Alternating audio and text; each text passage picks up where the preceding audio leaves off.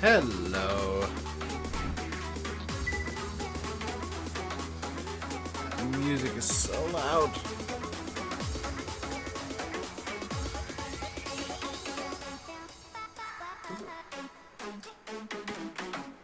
Hello.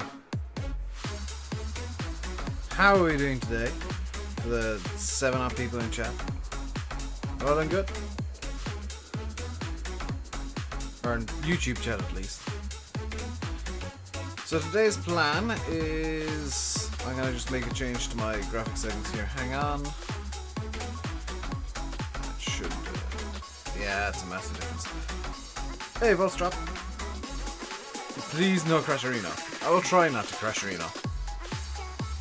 So, I've done something cheeky. And we already have our full flight plan in our GPS. Flight today is going to look something like this. Taking off from Cape Town, we're going to use the Theta 1 Charlie, or the Theta 1 Charlie departure from runway 01. Heading over to Worcester and then up along past Sutherland and up towards Bloemfontein. After Bloemfontein, we'll be taking a hard ride. It's going to be towards Maseru.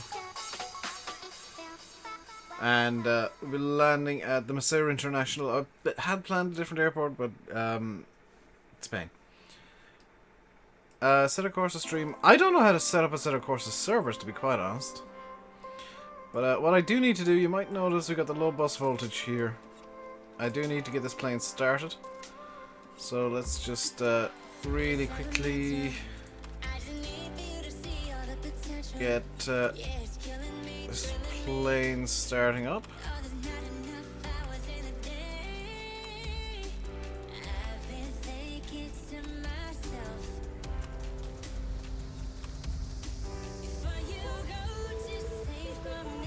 We have engine, bus voltage is fine. We're gonna plan to fly about 9,000 feet today. We might be a bit lower because there is some clouds.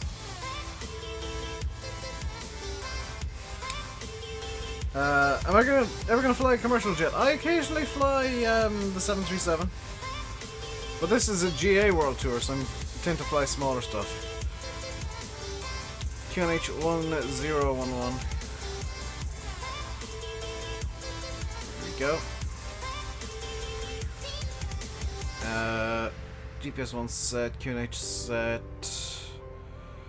We are good to eject. Usually, yeah, I fly 737 pretty frequently. Keep the car flaps open, fully open. Let's get the beacon nav lights on. Plus these lights.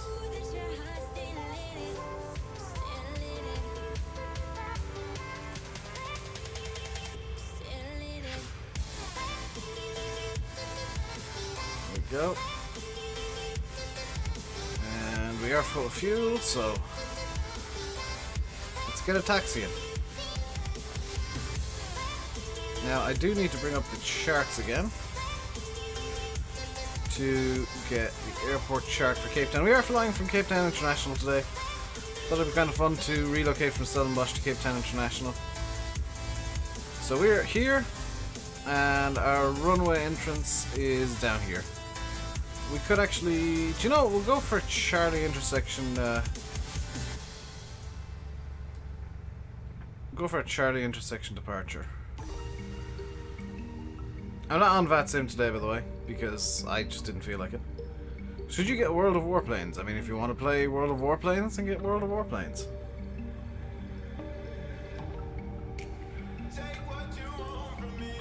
Just put flaps 1 out.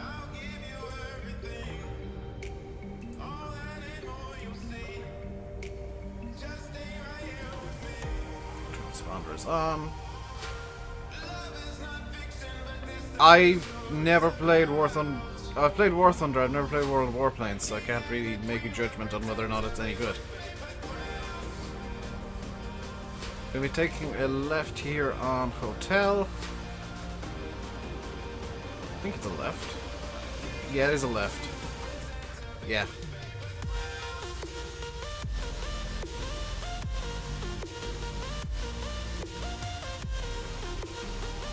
And then we'll be taking a slight right onto Charlie, and we'll use the Charlie intersection of 0119 to depart.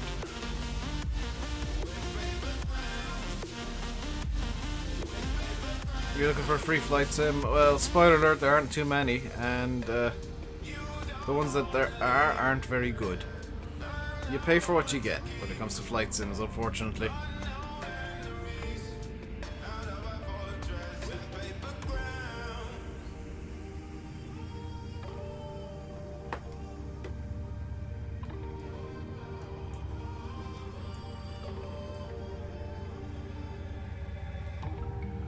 $8. Any decent Airbus models on Explain? Not freeware, payware. You're really looking at the Flight Factor A320, which is the better part of $80, or the Tolus A319, which you're looking at about $70. You can't get good for cheap when it comes to Airbus, unfortunately. Which sucks, because I would love a good A320 or A319 or 18.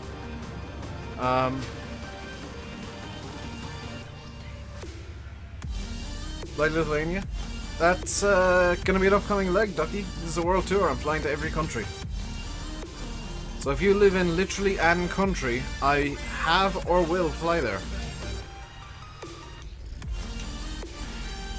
So let's get the landing lights on, strobe lights on, and the pitot heat off. And VATSIM, so traffic isn't a factor. Fly to Humberside Airport. Not anytime soon. Alright. Full throttle. Keep the center line.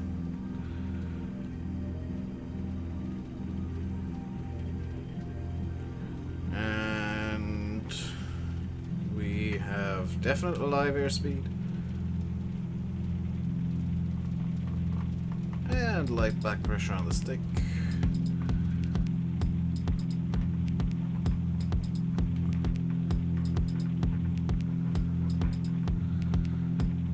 Maseru, Europe.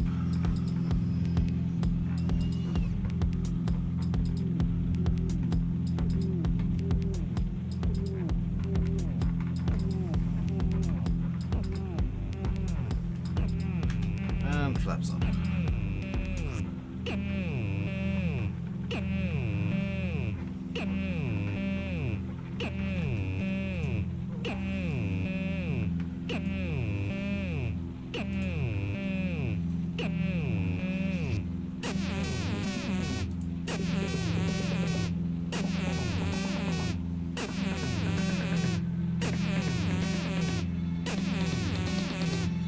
Let's get the autopilot ready there.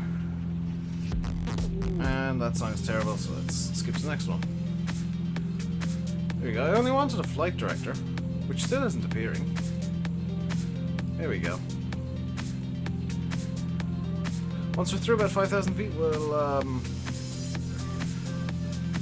we've got a standard barrel pressure, but for now we'll stick it. We'll keep it on 1011. Airspeed is good, so let's get a bit more vertical speed on the go here. Bring her up to about 1,100 feet per minute, would be good.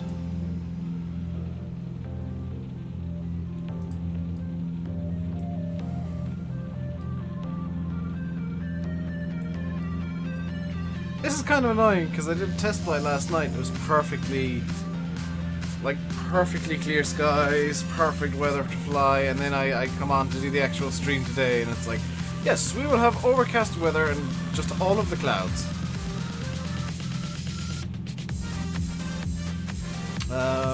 What is the map looking like currently?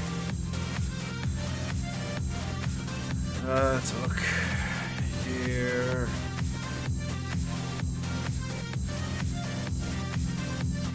Okay, it's kind of localized weather around Cape Town. So once we're about 20-30 miles outside of Cape Town, we should have the... That music is really loud. We should have the weather coming a bit clearer, well, a lot clearer. This rain and horrible weather is very localized to Cape Town.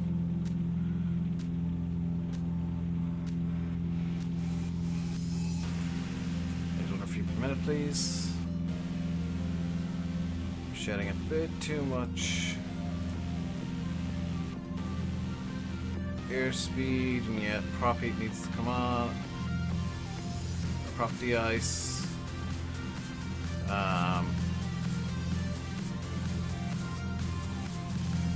That's all good.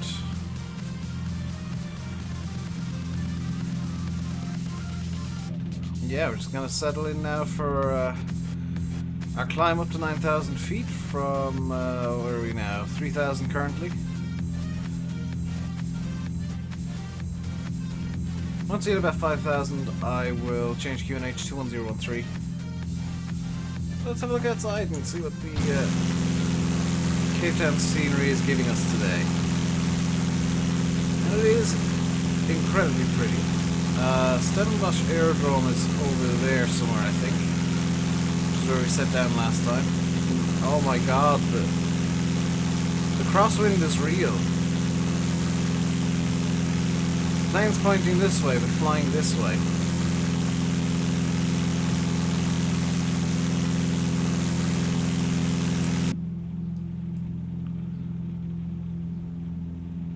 Ouch. Oh, there's the problem. It's a 53 knot crosswind.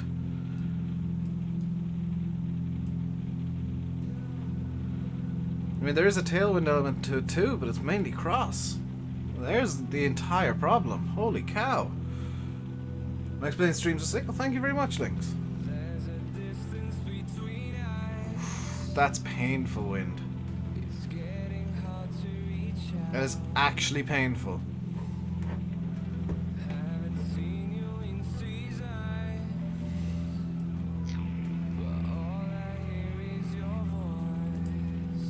What is my ETA looking like? I know that you guys can see it in the stream. It looks like it's just after 9 o'clock. Can't be that long, surely.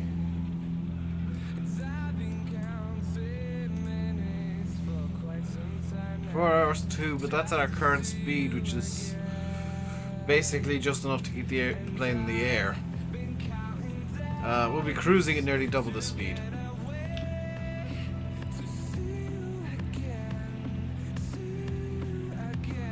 Our ground speed is pretty good, actually. 129 knots along the ground.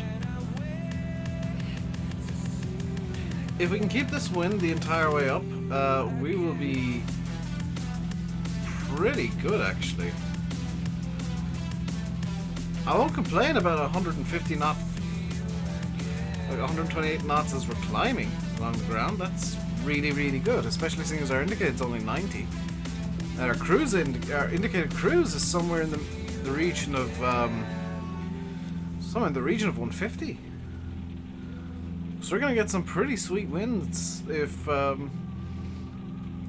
granted the crosswind's gonna kill us a bit, but in terms of getting along the ground, we do have a bit of turbulence here at 5,000 though.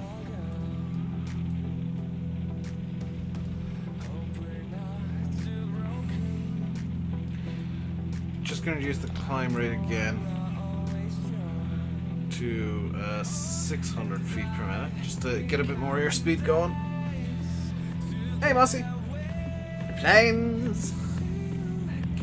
Jim Bob, hello. There we go, we're getting the airspeed climbing now. Rough, kind of.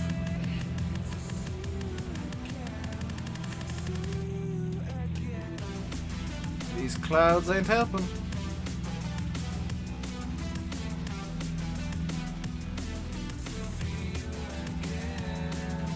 We're still climbing, which is the main thing, but if we end up cruising in clouds, I'm not going to be very happy. Although I'm looking at my weather forecast here on Active Sky, and you can see it's not actually that bad. It's just we're in the worst of the weather at the moment.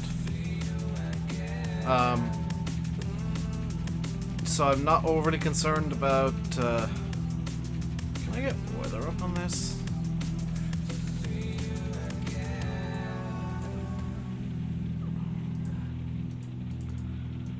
Can I get weather up on this? I don't know. No, it doesn't seem like I can.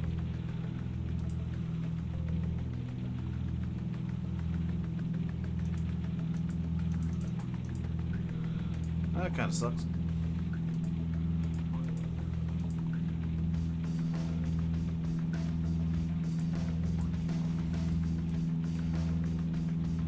$6,500 feet now. I have turned off the whiteout. That used to happen. Turn off the taxi light and landing light at this point. Now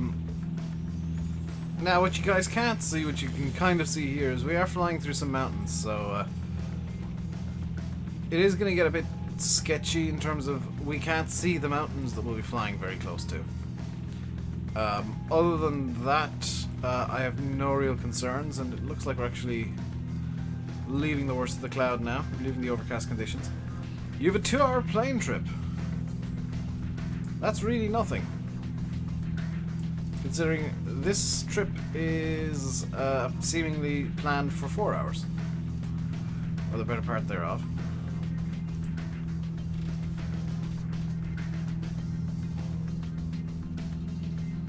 Going through 7,000 feet now, and I think we're actually just after bursting through the top of the, well, kind of the middle to top of the clouds. Have I lost 5k subscribers? Have I lost 5k subscribers?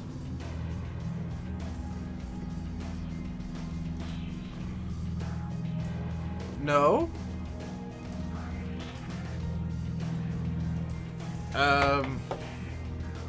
That's fine, DMF.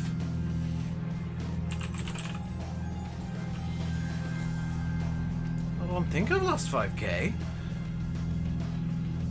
It says 9.5k. That's 500. Let me just log into Social Blade here real quick. 95.33, which honestly, I've been gaining subs this week, which is odd. No. This is, I think, the highest the channel's ever been for subs.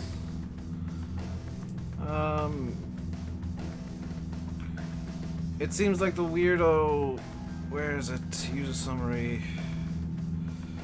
No, it's in detailed stats. 95.33. Have we beaten 95.33 ever? No, this is the highest the channel's ever been. I've always been near 10k. Well, I've been near 10k for the last few months, so kind of glad that the sub numbers have seemingly started to grow again. As have, for the most part, stream views, which is nice.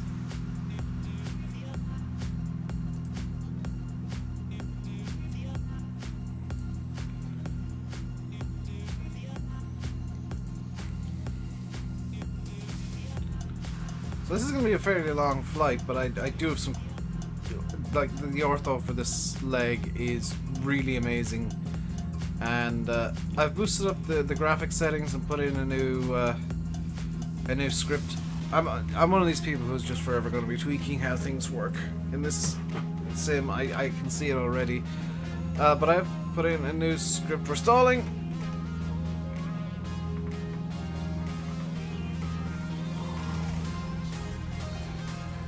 Okay, nose down a bit.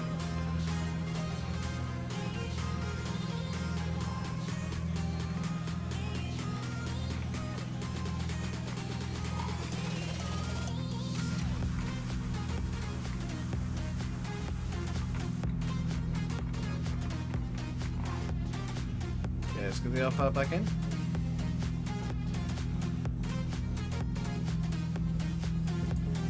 And let's get the vertical speed down to 400, should be safe.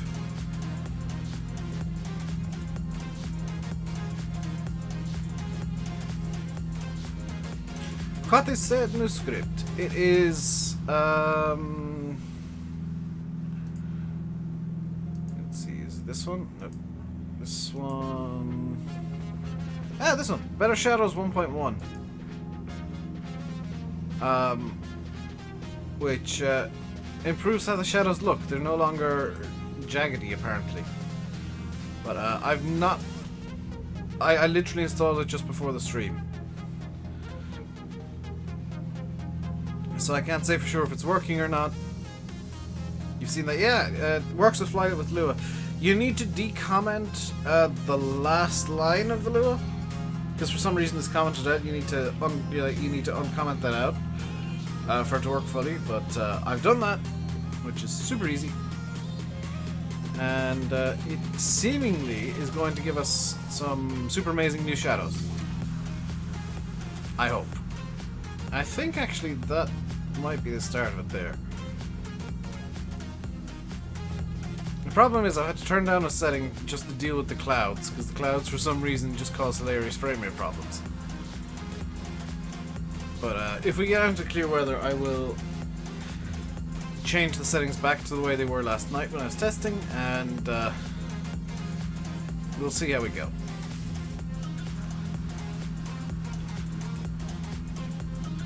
So let's see how far we are along on our journey now. I forgot to put in the departure entirely, so we're just flying straight to the Tetan waypoint in just outside Worcester. Which, with the weather the way it is probably a good idea. At 9,000 feet now, and we are just slap bang in the middle of the cloud layer. That's a mountain over there. Yeah, we're going to be pretty sketchy at times, I think, as we leave Cape Town, because the mountains here are quite tall, as you can maybe guess from the fact that there's a mountain there.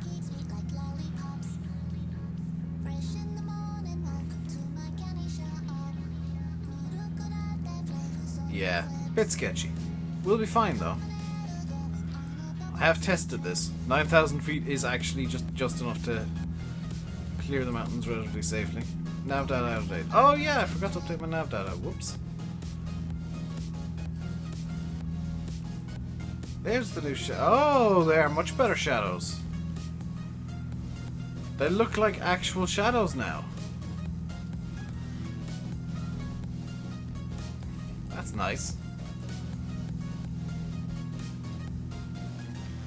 And where are we on active sky? Coming through a bit of a sketchy bit, but we should be fine. So let's now get this plane into... Yeah, what I did there was I altered the trim. That is a stall. Holy cow.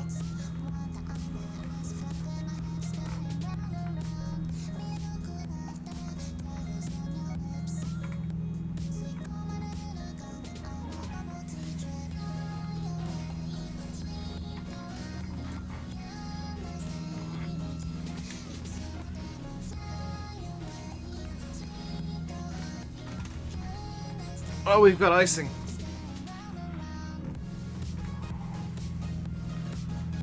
That's what the problem is. We got ice on the wings.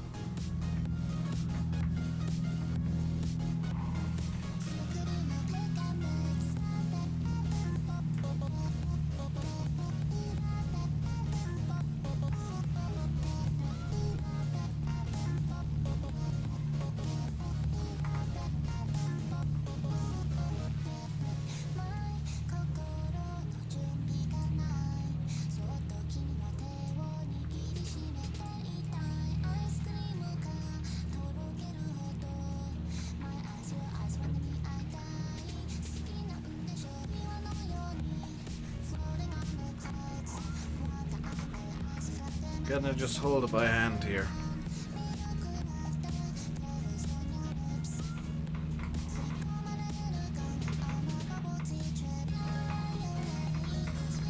I need to build the airspeed back up. Why is this music? I don't know, it's weebtastic though.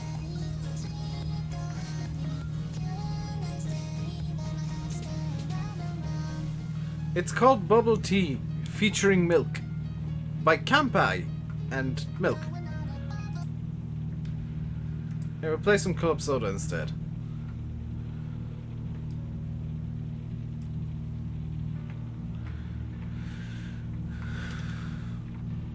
Oh, we got some bad ice buildup.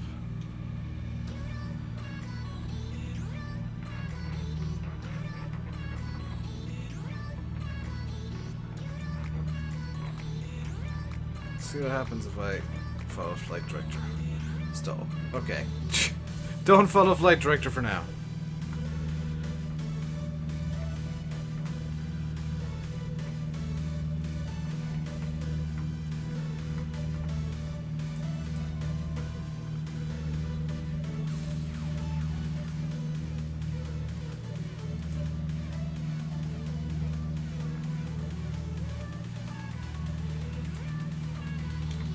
Okay, let's put in 300 feet per second. Feet per minute, not feet per second. Yeah, 300 feet per minute climb, and just kind of trim for that.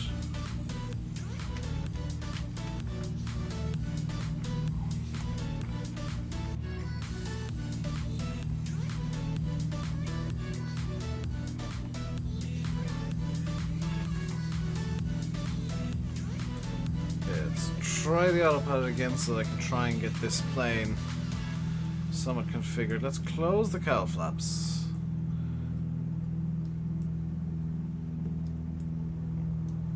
Keep the cowl flaps closed on 2500 RPM. There we go. Manifold pressure as high as I can get it.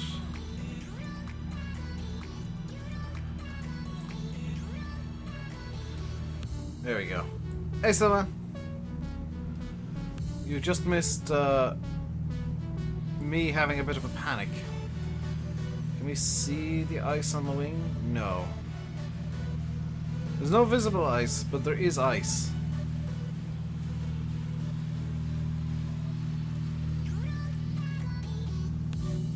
Back up to 9,000 feet.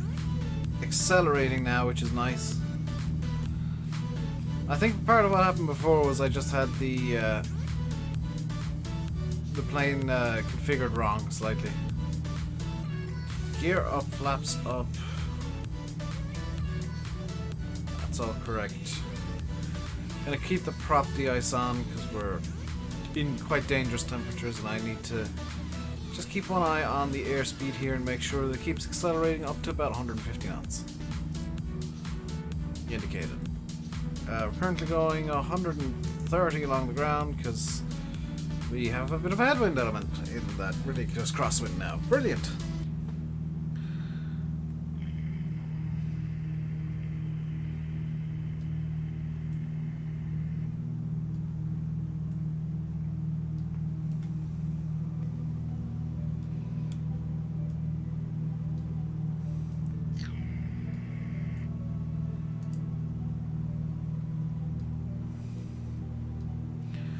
Switch fuel tanks real quick.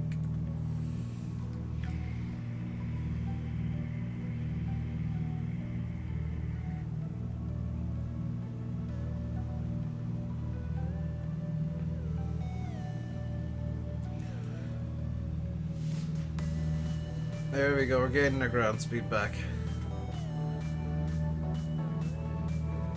Our airspeed isn't climbing as fast as I'd like. Let's just put a bit more fuel in the engine, see if that helps.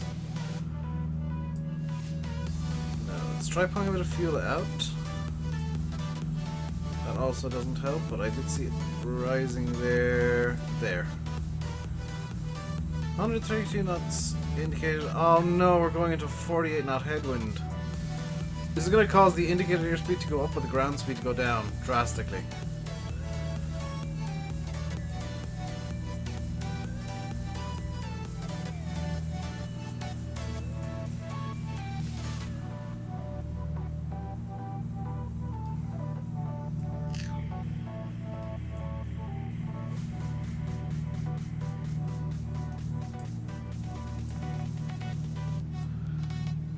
Yeah, this is not good weather today, unfortunately.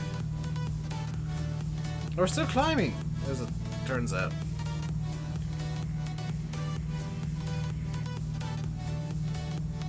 And we are nearing the edge of the clouds. Getting out into some much nicer weather in a minute. So our airspeed is dropping because we're icing up again. Yeah, seatbelts on because we're icing again.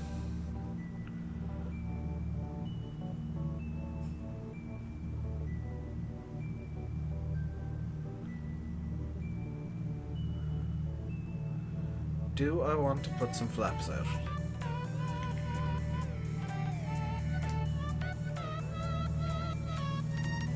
Gotta keep the flaps up for now, but I am gonna keep an eye on that.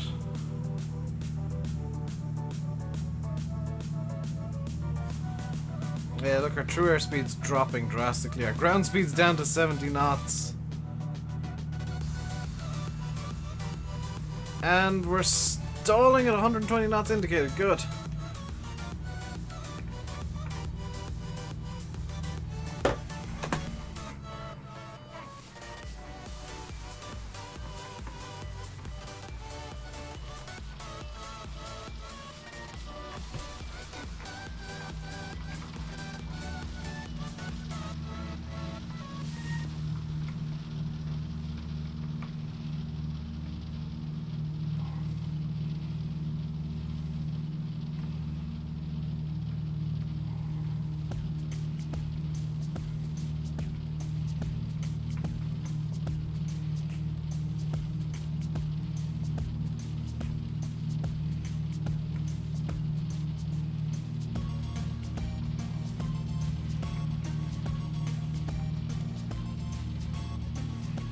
We dropped 4,000 feet in that.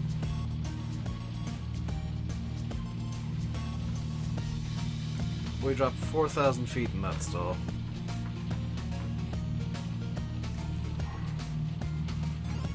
I'm hoping I don't have to hand fly this thing the entire way.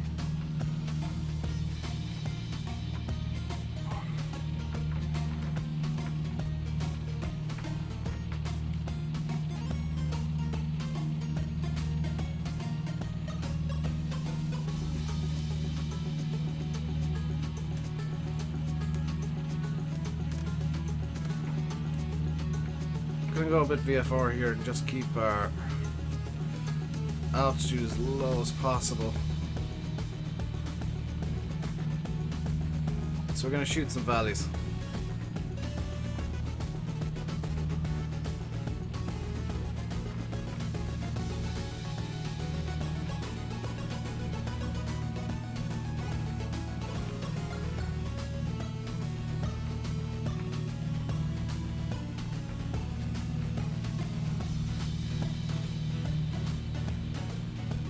You left a lot of that.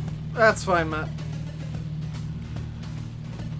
I don't really blame you, to be honest. Just remember, you wouldn't have been able to save that.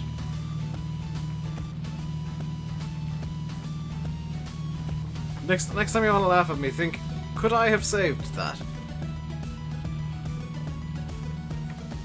Do I know enough about these planes to actually save that? Do you have seatbelts on that happens? Well, I did agree with him because I knew something was about to happen with the true speed dropping off like that. It actually meant the pitot tube had iced.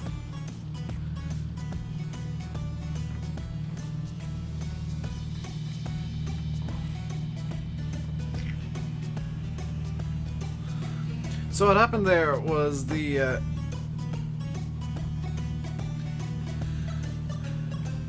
I can actually explain that entire stall. The wings had iced so heavily that we started dropping airspeed, but it wasn't being indicated because the pitot tube had also accumulated enough ice. Even though I got the pitot heat on, I don't have the pitot heat on. There's the problem. Let's turn on the de-icing, good lord. It's gonna shout at me for low bus voltage for a little bit.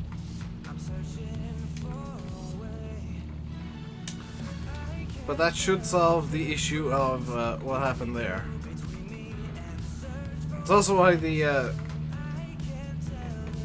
airspeed didn't appear for a little while when we were plummeting down.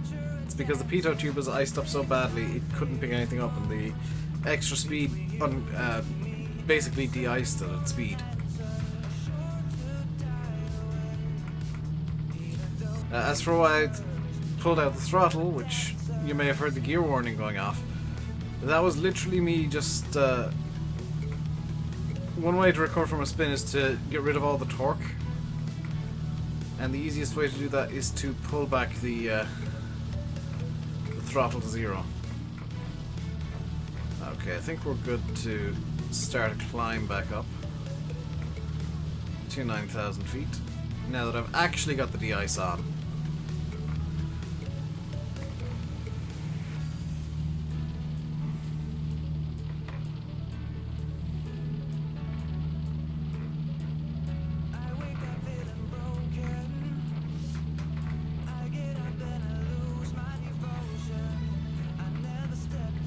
Yeah, 122 ground. Yeah, this wind is killing me today, good lord. And it's all headwind now.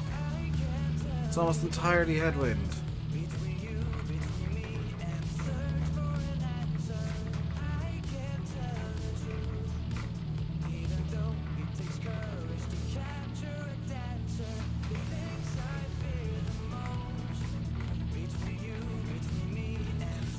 So let's get you guys some entertainment on the go here. Just trim the plane a bit. I wanted a bit nose up, not that much nose down. Small bit of nose down would actually be perfect. There we go. So I'm gonna just zoom out a bit because I'm using just the instruments, so I don't need to see outside the plane, and I'll let you guys see what the hell I'm doing with the yoke here. Even though I'm playing with the joystick, what the yoke is doing as a result of my joystick inputs. Go. We do have full control over the plane again, at least. That's kind of the main thing. I want to set this up to give autopilot back control, and I want to climb at 300 feet per minute, please, and autopilot go. Now, if we stall again, I'm just going to basically drop and skirt the ground.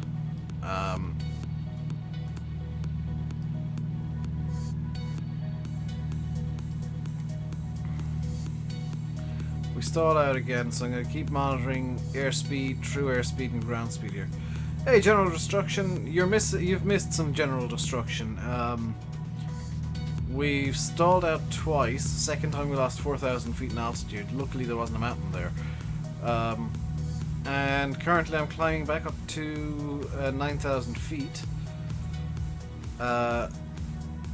While carefully monitoring my instruments to make sure that we actually are going to get somewhere this time.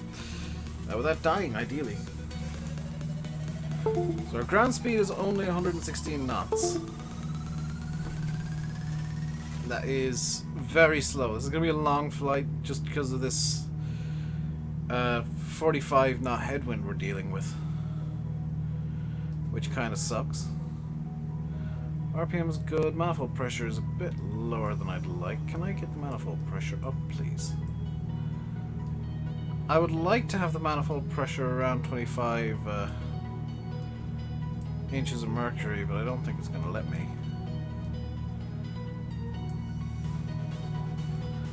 No, we'll deal with the 22. That low bus fold warning is because we've got full de-ice on.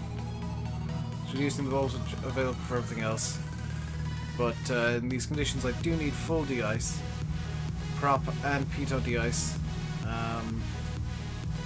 There is no system for wing de-ice in this plane. There's no de-icing boots at all, so I'm hoping just having prop de-ice is going to be enough to prevent a stall. 152 true, 124 along the ground, 136 indicated. We are still gaining airspeed, which is good. I'd like to Alter this so that I can see my actual true airspeed on the dial as well, but it's not letting me.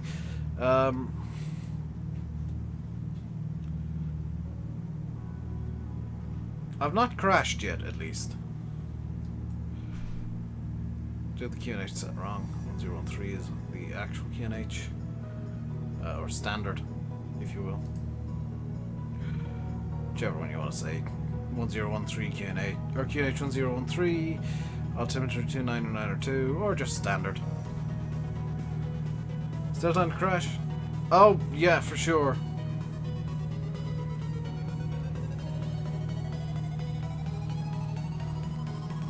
Absolutely still 100% time to crash. Just a video I put on Discord. Big share of amateurs, not even key.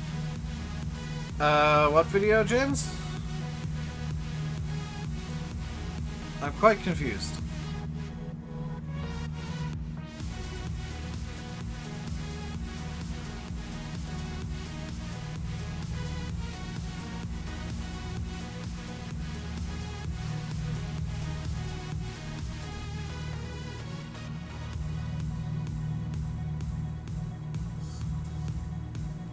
Just kind of monitoring everything, so apologies if I'm a bit quiet. Barbie Gold Russian style. Oh, okay.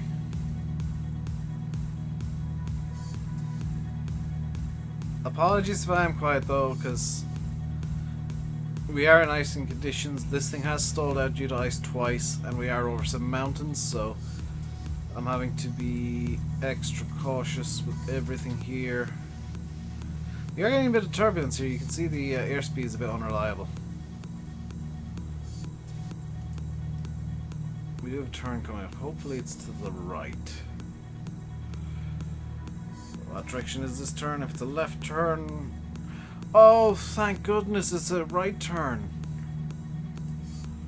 So here we go. Right turn, and we're going to start launching along the ground. You can see our ground speed is already increasing drastically. We're not speeding up in the air, we're just catching the wind now that's pushing us. So, we're now up to something vaguely resembling a decent ground speed in this plane. That said, it is almost entirely crosswind, so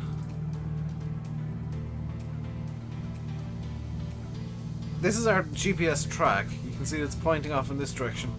We're flying at nearly 30 degrees to it to go in a straight line, but ground speed is now 170 knots, which is great. Airspeed is looking good. 142 knots increasing, true airspeed 162 and increasing, ground speed is just hit 170. We might hit 200 knots. There is potential for 200 knots ground speed in this. But we are now most definitely on a cruise. You can see now the ground is suddenly moving off faster below us due to the increased ground speed of now 175 knots. So yeah, we've caught this wind really nicely, or at least not nice. I even caught this wind nicely. We've just caught it in such a way that it's not a headwind anymore. We've suddenly gained airspeed. What does that do to our ETA? Yeah, we're down to 2 hours 41 minutes now from 4 hours. What a difference getting up to cruising altitude and actually getting a decent cruise on makes.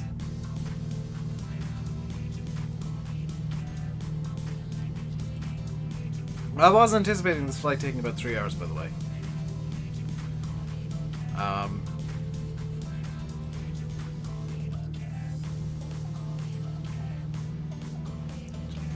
I just wasn't anticipating the 50 knot headwind we experienced or the 2 stalls. Now got a ground speed of 180 knots, which is perfect. Cruising at 150 indicated, 171 true. That's perfect. And RPM is good, actually a touch high. Let's just get this tuned up for cruise here.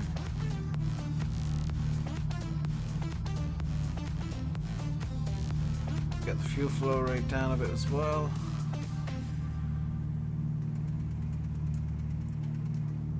Oop. 10 gallons an hour is a bit too low.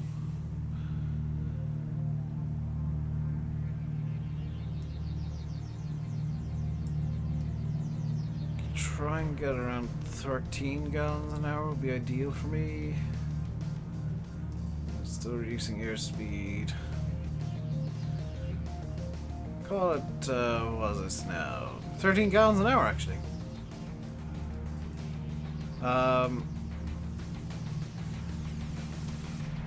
And we're out of the worst of the weather.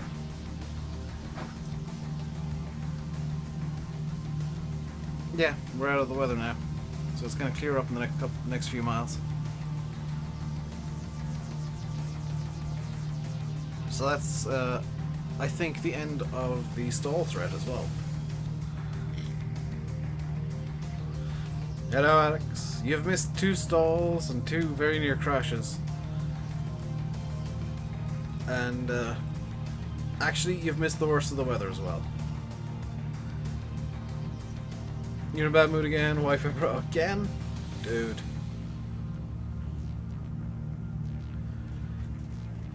Get better internet. A terabyte? It's a 4 terabyte hard drive. What I do, Matt, is I literally generate ortho for the next, like, 1 to 2 streams and then delete it afterwards.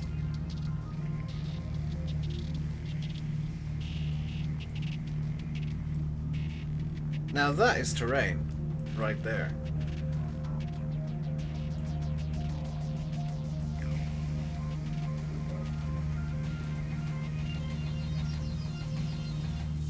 Waiting for your RC car to arrive, very nice. So as you can see, we've got some rather nice terrain below us. I think the clouds are causing a minor frame rate hitch at the moment. Let me just bring my frame rate counter. Oh, we're going at about 30, that's fine.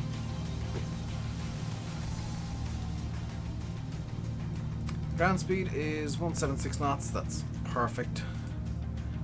Airspeed 147, it's actually decreasing slightly, which is mildly concerning, but we should be fine still. See, the balance I'm trying to hit here is fuel versus speed. Can I get the speed back up by just giving it all of the fuel? Let's give it full beans. Nah, I think it's actually the tweak that I did to the throttle or the RPM, which is actually slightly low, so we can just get this back up to 2500 RPM. Perfect. Now we can pull some fuel out. 15 gallons an hour is pretty okay, I think. You upgrade the drive shaft, which you probably need upgrading first, mainly because plastic comes center. Yeah. I mean, you could almost manufacture your own parts for something like that, I'd imagine. Perfect. Living like it's 1835. Good grief. You say that on your phone with no internet. You realize, Alex, that like I didn't have internet for the longest time because, you know, I grew up in the 90s. 50 upgraded parts were very cool.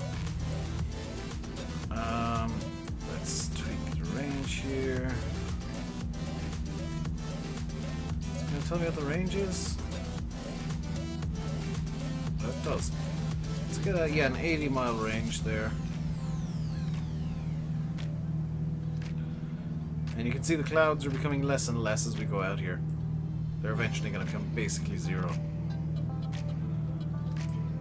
Because we are currently here, and the clouds, you can see, are going to just tail off now and go to no clouds, and we'll have a lovely, almost completely clear rest of the flight up to,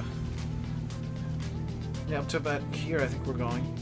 So we might get some clouds on arrival, but other than that, we'll be pretty good.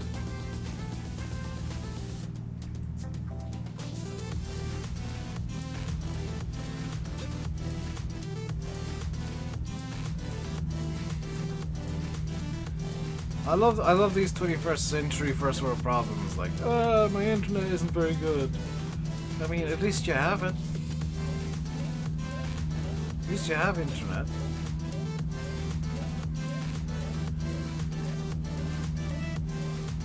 Spare thought for the people that grew up without it.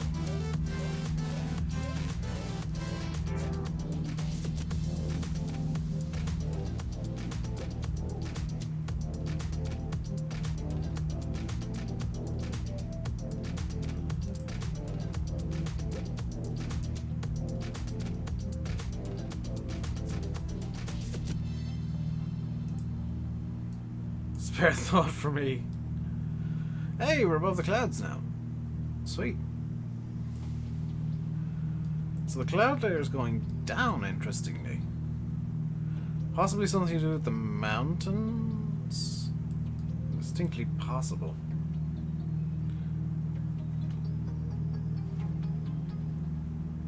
Do I have...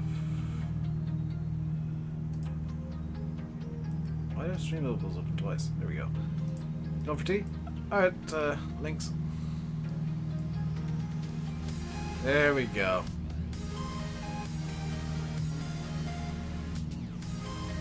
Now we're into a proper cruise where I don't need to panic about the planes suddenly dropping from the sky again. No conventional bailer for you. Not today, it seems. Exactly, DMF. I was much the same way. We didn't have a PC until... oh god, the first computer we had that had internet. It was in like the mid-2000s. But it was like Windows XP, and I remember it had a 60 gigabyte hard drive, which at the time was huge. Like 60 gigs, or 30 or 60 gigs, or whatever it was seen as huge, and you'd never fill all that much. All that. And I remember when I got my first terabyte hard drive, I was like, I'm never going to use all this space. And now I'm thinking about getting an 8 terabyte because I need all of the space. And even with an 8 terabyte, I can see myself filling it. You can't watch the stream with Bluetooth on, that's how bad the signal is. It's probably just a really bad frequency where it conflicts with the Bluetooth. There we go. There's the end of the clouds, guys. That's the end of the cloud layer we've had since Cape Town. We'll be free of the clouds. 256 megs, amazing back then. Oh god, yeah. I actually think it was a 256 megabyte megabytes of RAM as well. Is it either 256 or really fancy at 512?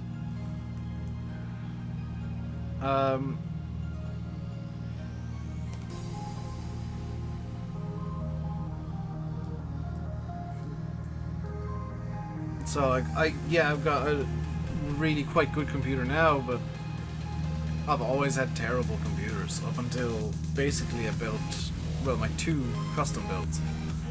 I've always had terrible computers, so I know the pain of not having the best computer in the world.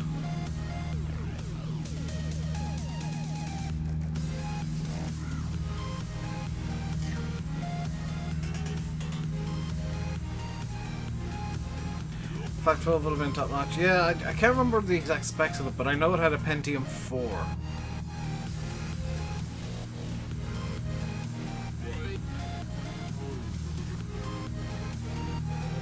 I remember it had a Pentium 4 and Windows XP when XP was brand new in like 2001. There we go. Now we can look at the scenery. And all of the really, really pretty mountains. Seriously, South Africa has some amazing scenery.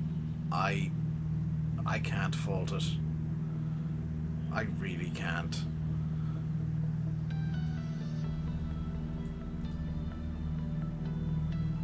I would love, in real life, to be up on a plane here.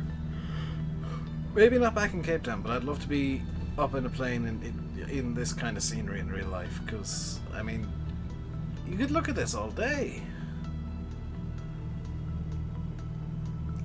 Either you messed something up or you got an actual failure in the flight last night, flaps wouldn't come down for landing. Do you have, by any chance, there is a thing where you get, like, it removes bits when you screw it up and put it out way too fast. And I used to have that on until I kept crashing the 737 because I kept putting out the flaps way too fast. Prop de-ice can come off now again, we don't need that. Beacon can stay on. That's all good. Cruise is now back up to 180 knots. If we had full tailwind, we'd be cruising at 230, roughly. We'd be cruising well over 200 knots. And we're gonna actually... Oh god, we're turning right again here. We're gonna get more of a tailwind when we make our next turn. Spend 10 pounds of 10 meter Ethernet cable, go straight from PC to hub. I misread hub as pub. Again, Alex, your problem is probably that you're stealing a pub's Wi-Fi. But no, I misread it.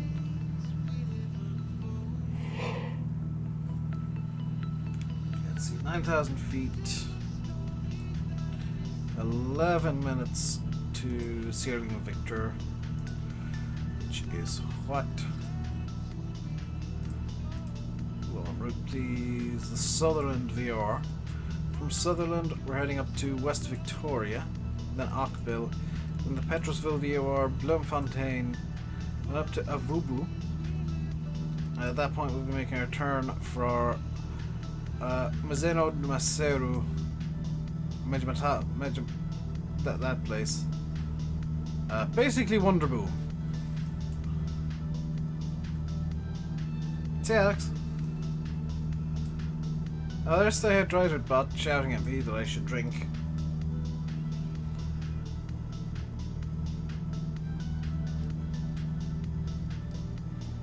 We'll be fine.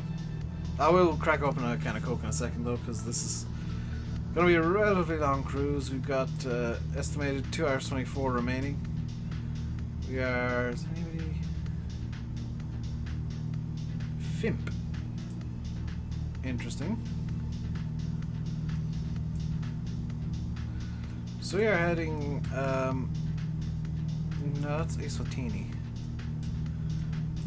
Ah, we're heading over here to this general area here. So we're flying from here to over here. Doesn't look that far, but it is. Especially in a small aircraft like this. See you, dude. A small aircraft like this, you're going to be a bit slow. You're going to be, you know, I'm cruising at 180 knots indicated. I could have gone for the Cirrus 50, but honestly, I kind of wanted to go for something with a propeller. I didn't want to fly the E1000 again, because there's going to be plenty of legs where I will want to use the E1000. The Cessna 172 would have been hella slow for this. That was just not an option. But generally, I think this is a good idea. I think this is probably one of the better. I've just realized the plugin didn't load correctly, did it? Reload all those script files.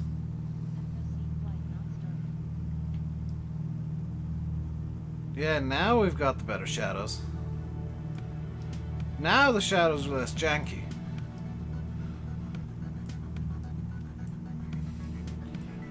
And let's with the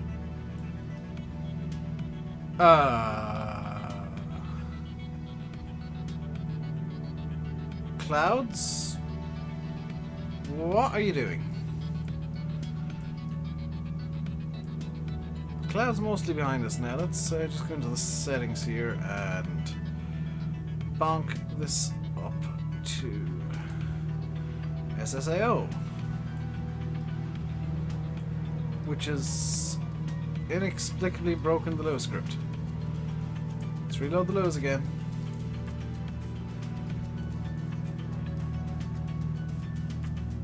There we go. Ah, I was wondering. I didn't know, GD. I was actually gonna go onto your channel because I was like, who the hell is General Destruction?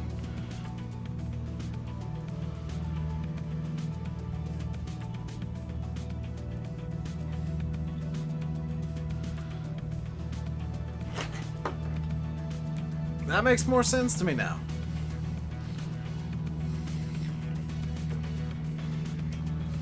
I've forgotten one setting that actually did change. That one. That's fine, dude. When people change their channel names, it always confuses me. So this is going to take a couple of minutes to load in, because it's now generating the scene. It's basically rereading the scenery to see what's going to cast shadows on what.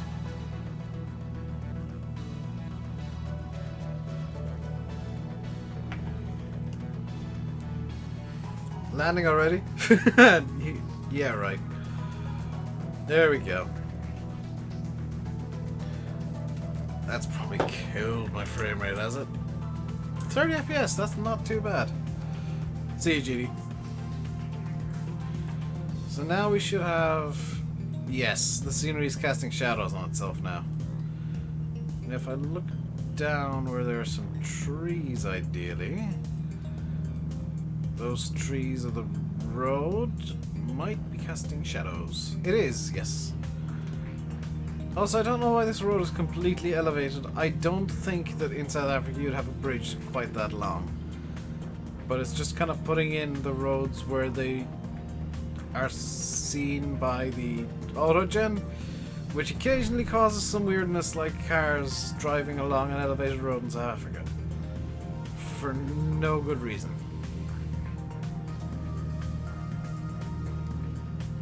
I would guess, by the way, that we're actually flying over a nature reserve. Judging by the fact that there's no real farming activity going on down here, I imagine this is a nature reserve of some description.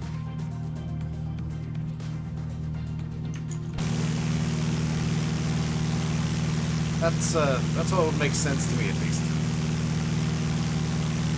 Let's just turn down the plane volume a bit. There we go.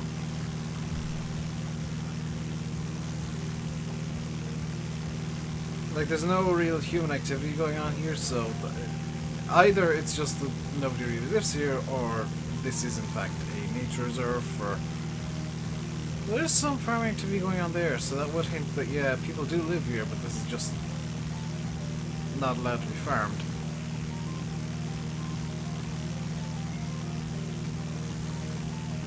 Oh, the janky shadows are back. Reload the Lewis. There we go. That makes a huge difference to the shadow quality.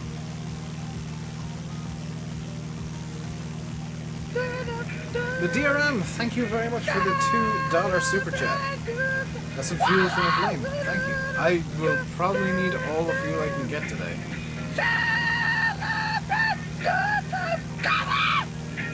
Yeah, that shadow script. There's a payware that costs $20 that does effectively the same thing as a script that's completely free on the forum.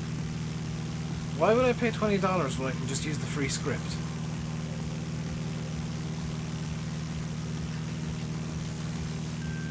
Like, I'll take the little script any day, thank you.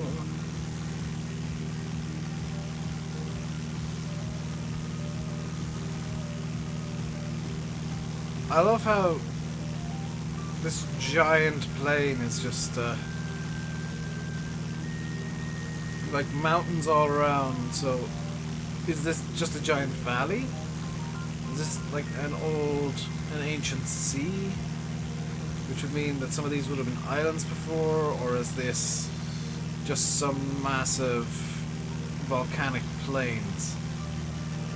Very hard to tell which is the case.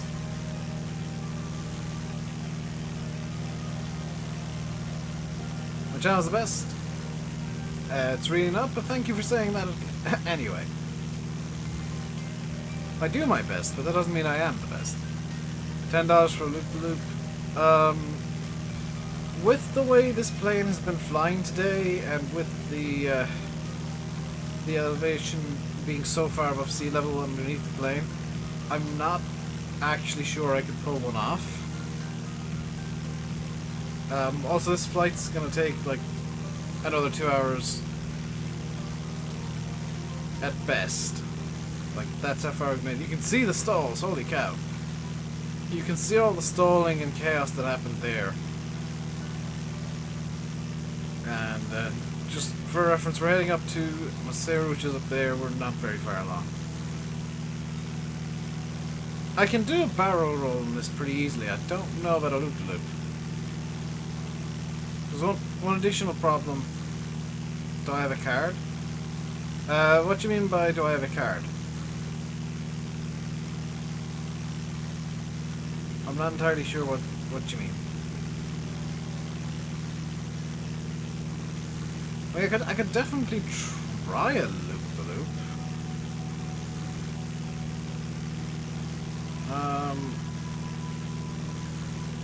Let me confer here.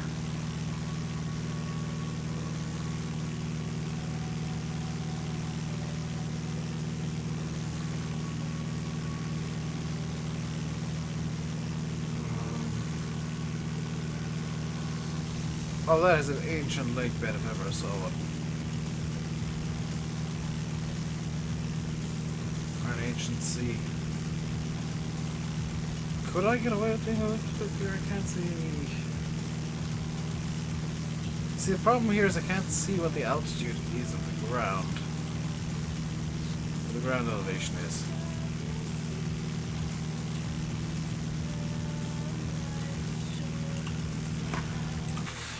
We're at 9,000. If the ground elevation is any higher than 6,000 or 7,000, I'll slam into the ground if I try to loop-to-loop. The Flyward Lake District. I'm in South Africa!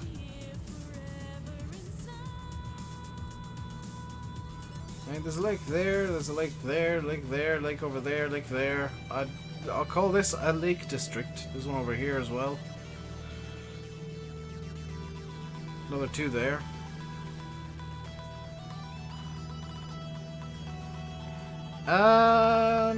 It'll be a long ass time, but yeah, sure.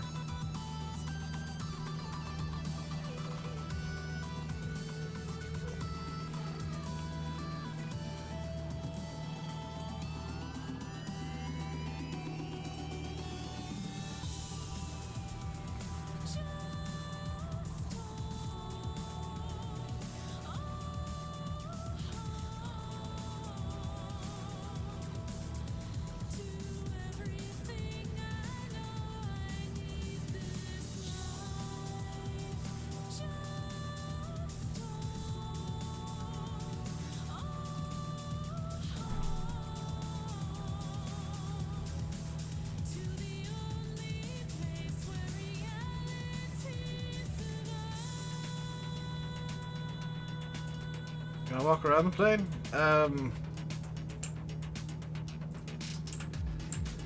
Kind of. I mean, there's not a whole lot to see here. It is just a Bonanza A36 with a small bit of cargo on the back and effectively, well, 4 passenger seats because there's. Oh! I didn't know that was a thing. There's not a whole lot. Can't open the door in flight. It will not let me.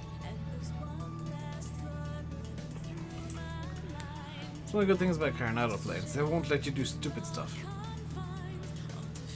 What's going on down there? Not a whole lot. And we got some flat houses too.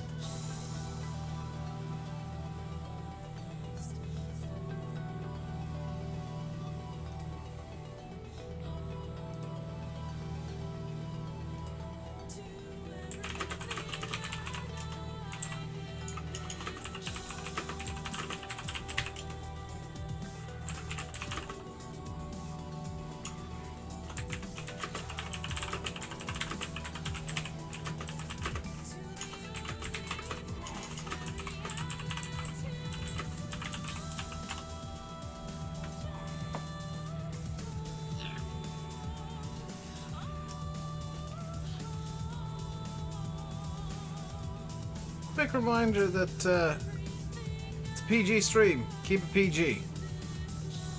Else you'll be timed out. Regardless of how active in chat you've been.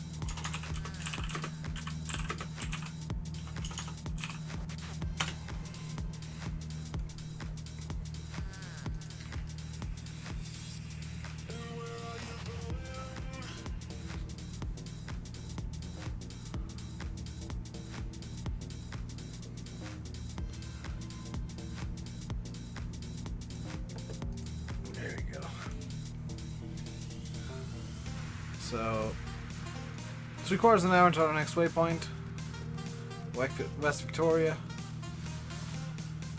and we're probably going to be out over the, well, savannah kind of looking terrain for quite a while now. Once you get up towards Lesotho, we will get a bit more variation in the terrain. There's going to be a lot more farmland. But it is going to be savannah and quite a lot of plains for the next 100 miles or so.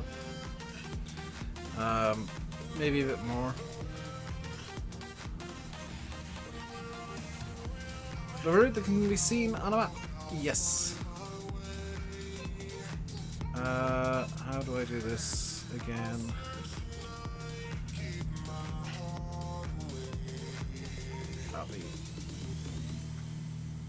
Paste. Send.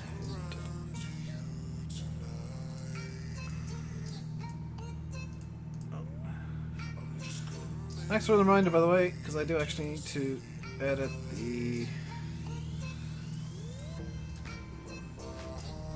map slightly.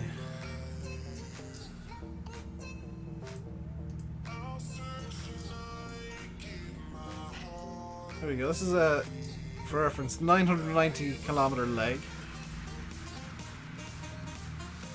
Comically, it does have us going from Cape Town International to yeah, the wrong airport. This is us going to an airbase. We're actually going to be going to an airport that's a couple of miles southwest, I think it is. Or is it? No, it's... Where is the actual airport? That's the air base.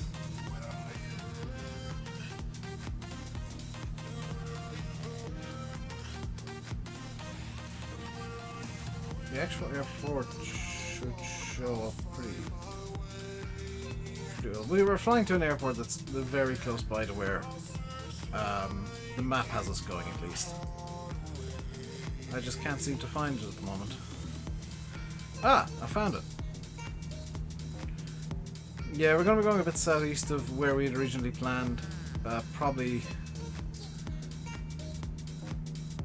a visual place by about 50 k's. Yeah, we're probably looking at 20 to 30 kilometers distance between where we're actually landing and where we had originally planned on landing. Just because the airport we're going to be landing at actually has some procedures available.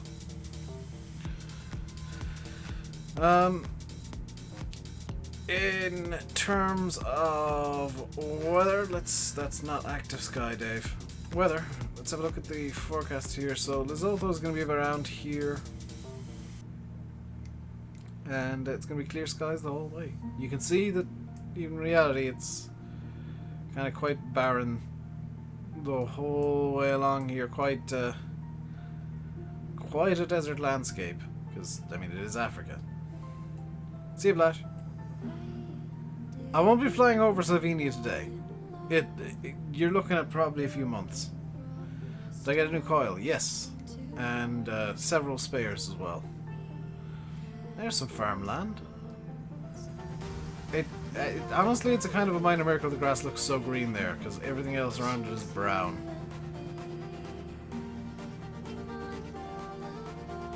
So there are some grasslands here. I can't imagine the amount of irrigation they would have needed. A low fat cloud? No.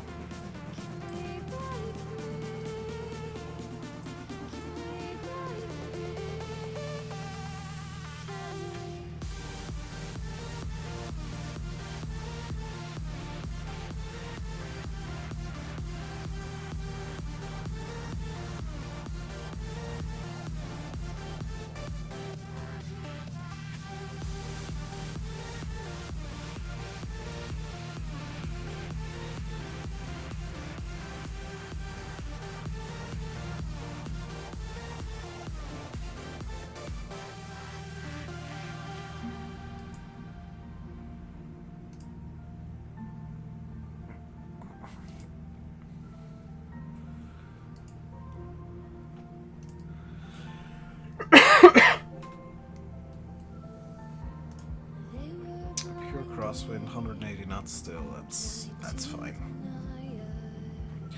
Pure crosswind is annoying. You can see the wings are actually struggling a small bit to deal with it. We've still got 173 knots indicated, which is fine.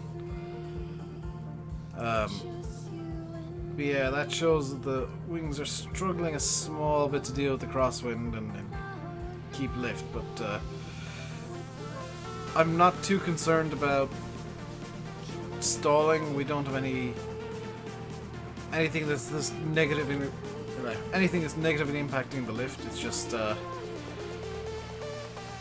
stonking great crosswind that we're dealing with.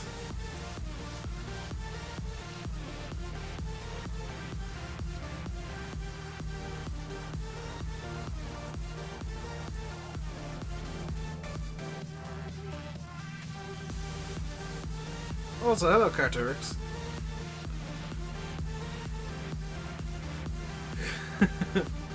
You ain't able to lurk. Oh, and Cart, you're welcome for the server update I did earlier. I had a bit of free time.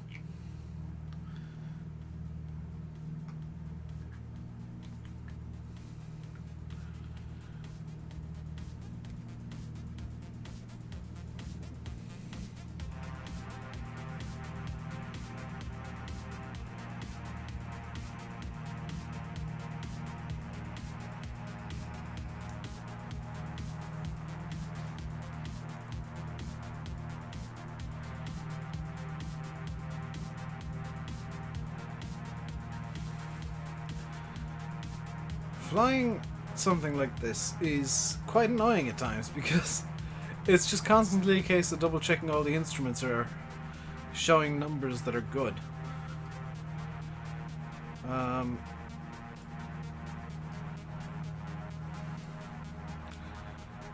Is that the oil pressure? Oil pressure's a touch high. Can I bring that down by introducing more fuel? Or can I bring it down by opening the cowl flaps a bit?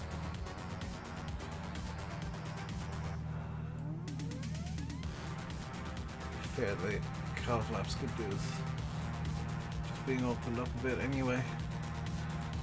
And suck the left tank. There you go.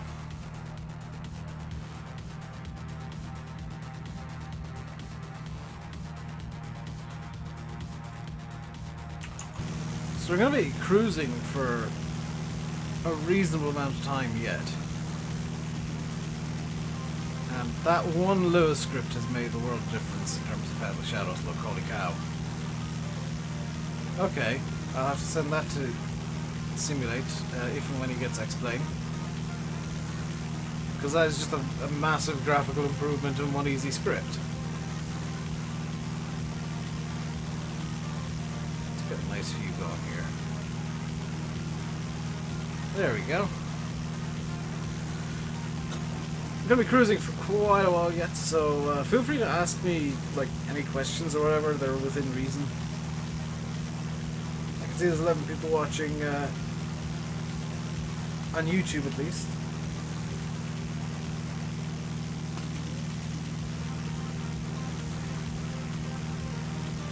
What on earth?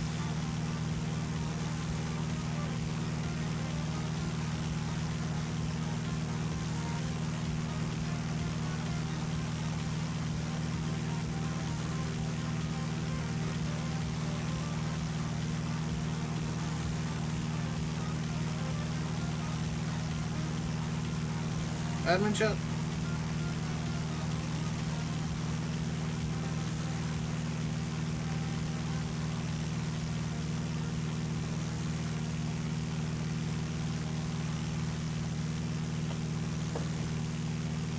Welcome back, by the way, Alex.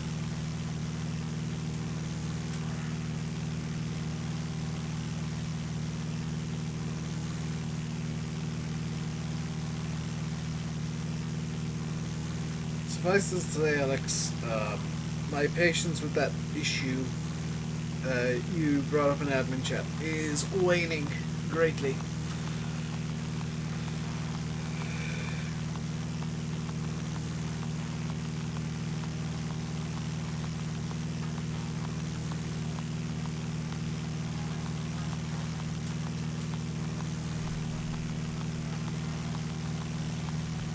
Any news on Dead Stick at the moment?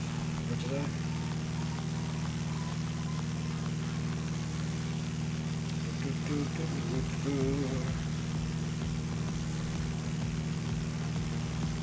Where did you get FSX? Yeah, go ahead, waste your money. Waste your money on a game that's no longer supported by pretty much anybody. If you're looking into getting a sim right now, you're looking at X-Plane or P3D. FSX is a waste of money.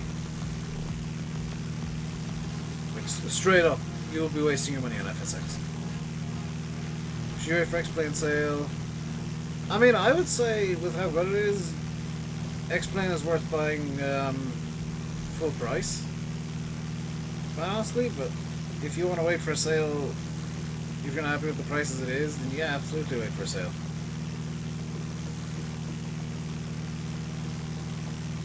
I don't play YouTube video phone, I'm just trying to get rid of my notifications. There we go. Am I grabbing? Yes, we've got a 45 knot crosswind going on at the moment, Alex, so there's quite a crab going on.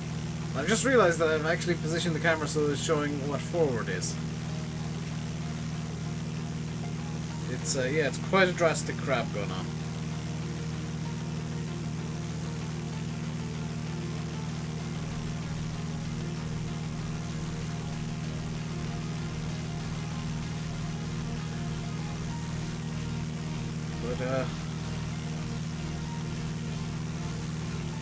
But as long as the plane's in the air, I don't really mind. As long as we're moving forward at a reasonable pace, which, you know, 171 knots indicated is fine by my standards. You know, 169 knots true, 170 knots along the ground. We've got a small bit of a headwind going on.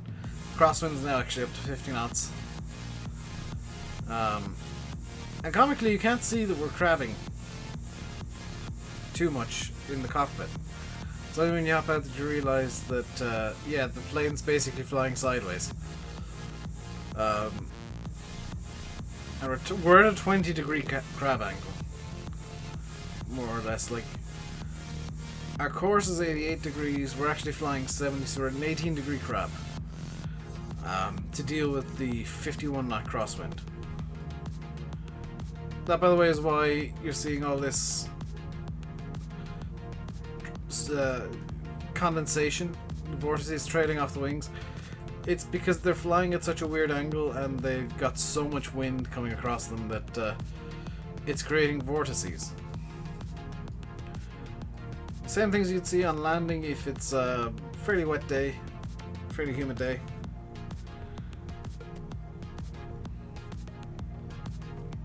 You'd see the exact same thing. Have I turned on? It should be on. It's not on. Why is it not on? It says DVR is enabled.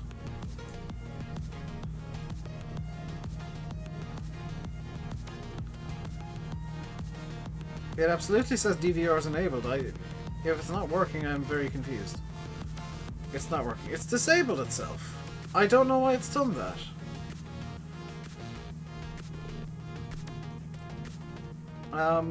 Yeah, it's just refusing to enable DVR, so I apologize for that.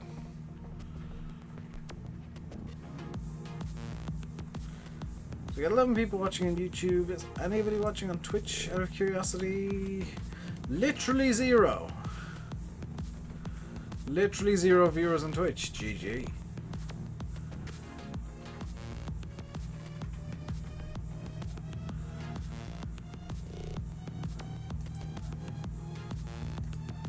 Well, that's fine.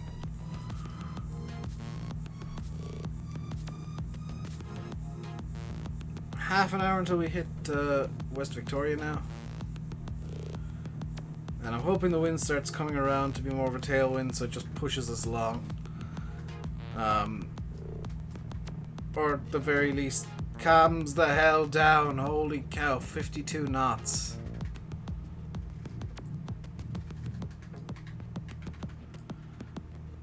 That is properly silly.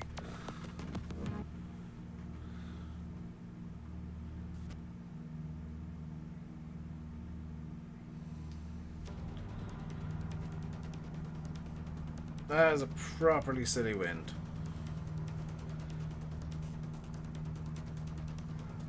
But this is a bit of a longer leg. Not one of the longest flights I've done by any means. But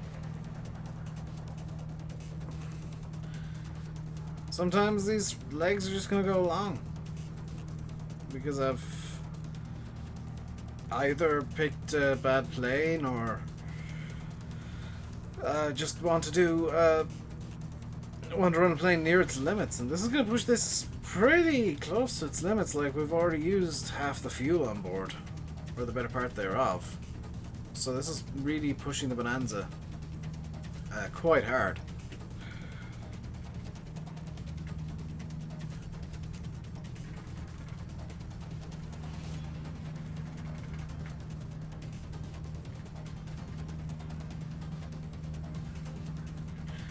Apparently a group that wants the Amazon show Good Omens cancelled sent a petition to Netflix for some reason.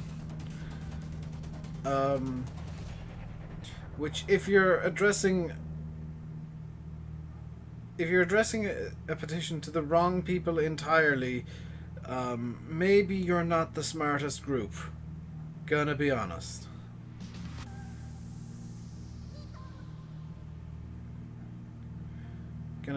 Gonna be a bit blunt there. I think the people trying to stop Good Omens, or whatever it's called, from going to Amazon, who sent the petition to Netflix, might not be the smartest people in the world.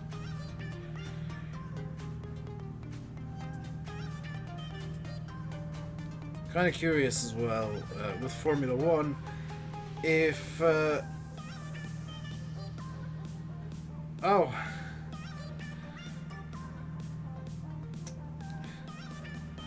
oh dear. Oh, the stewards of the French Grand Prix have caused absolute mayhem. Because they said Sebastian Vettel did rejoin the track unsafely in Canada, but when Lewis Hamilton cut across the front of a car during free practice in France, that's somehow safe.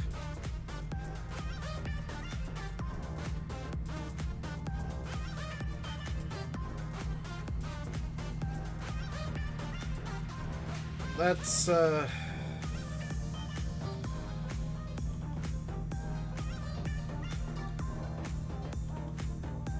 Yeah.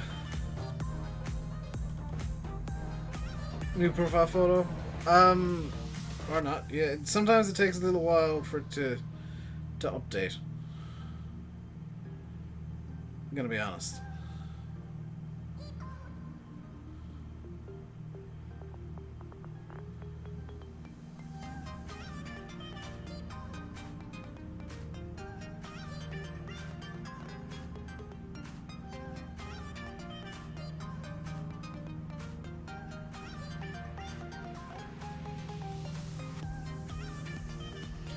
By the way, I won't be streaming this weekend at all. This is the last stream for the week because tomorrow I am going to be out and about, and Sunday I'm going to be watching the Nürburgring 24 Hours. I might stream Sunday, because I do plan on sleeping tomorrow night. But I'm going to plan to not have a stream on Sunday. So if there is one, be thankful and stuff. But now, still the same. It takes a while for YouTube to update properly.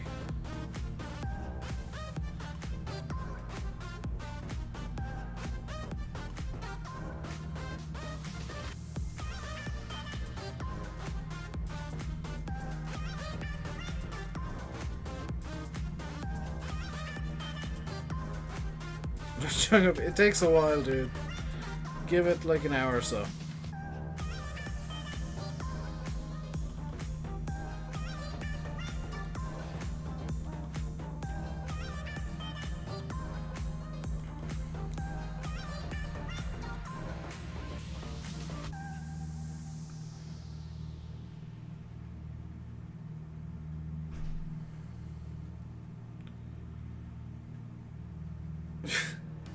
That bloody emoji. Why do you keep spamming that emoji just to get me to laugh, dude? Like, I'm fine with it, but do you keep doing it just to get me to laugh?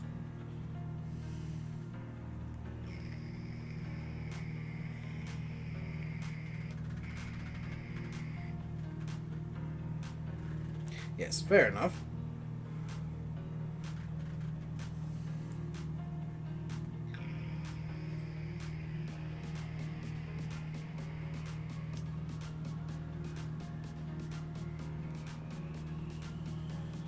It's funny when it breaks me randomly. Oh, thanks.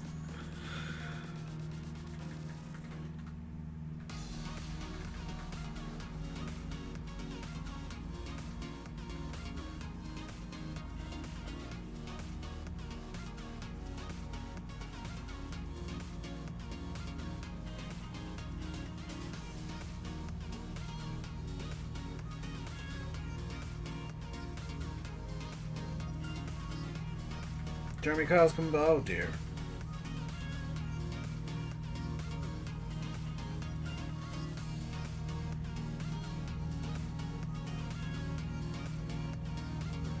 Apparently Ken Block has crashed out of the Donegal Rally on Special Stage 2.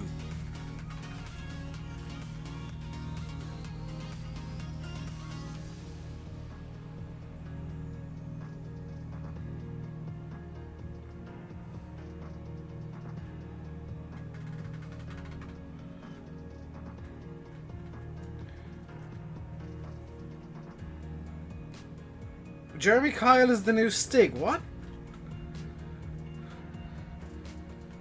You send your friends stock photos of desks and chairs at random like I do. I don't send people stock photos of chairs and desks. Excuse me?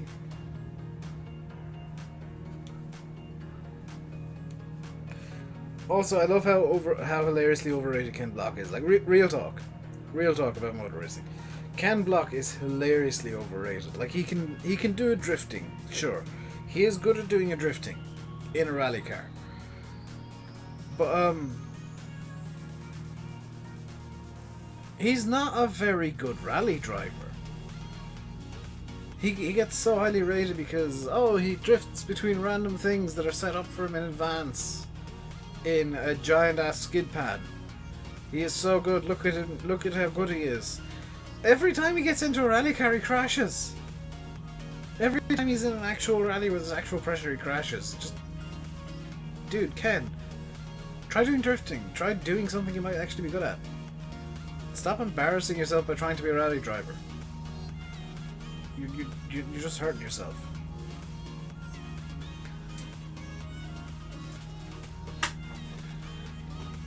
It's like Fernando Alonso trying to do Indy cars. It's just embarrassing.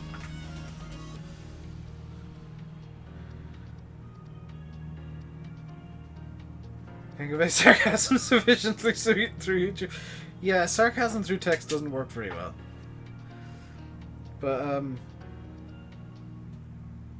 yeah, guys who are good at one thing trying to do something that's effectively the complete opposite is just hilarious for me in motor racing.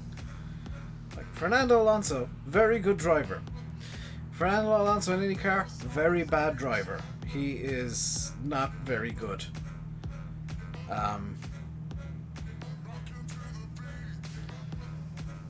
Fernando Alonso in WEC, I really don't know if he's good or not because they've effectively rigged the rules so Toyota win everything.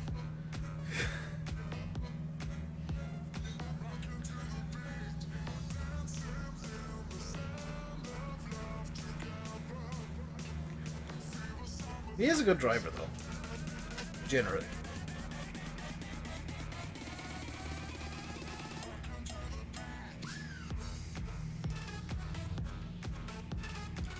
Looks like we got a bit more cloud coming up here. 20 minutes away from West Victoria now. Or from the West Victoria VOR. Back from top here saying when you get new to the car you get plus and minus, but they don't supply the electric cables, charge the car. I thought they did. I know Tesla do. Tesla does.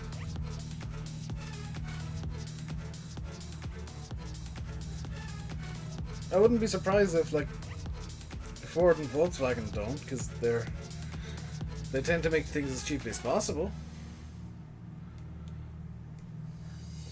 By the way, damn it, did you see, is it Simone Gertz? Her video where she turned Tesla into a pickup truck? Like, that is hilarious. I've not watched her video yet, but just the pickup truck Tesla looks ridiculous.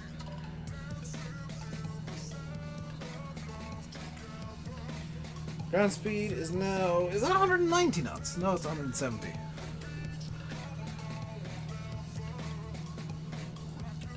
I swear if you're new, that cable doesn't work. Waiting for the second half of that sentence.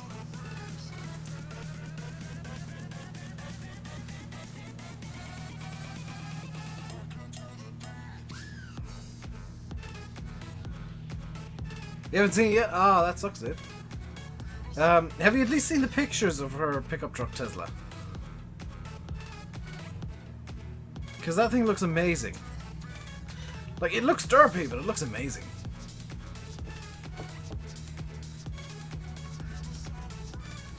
Second half might not be PG. PC out window.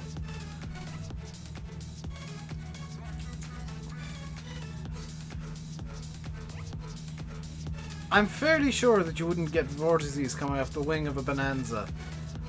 Flying 150 knots indicated at 9,000 feet. Just saying.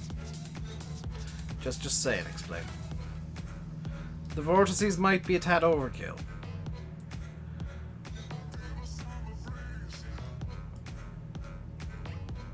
Let's turn on the auxiliary fuel pump as well. And we are on left tank, correct? Left tank, correct.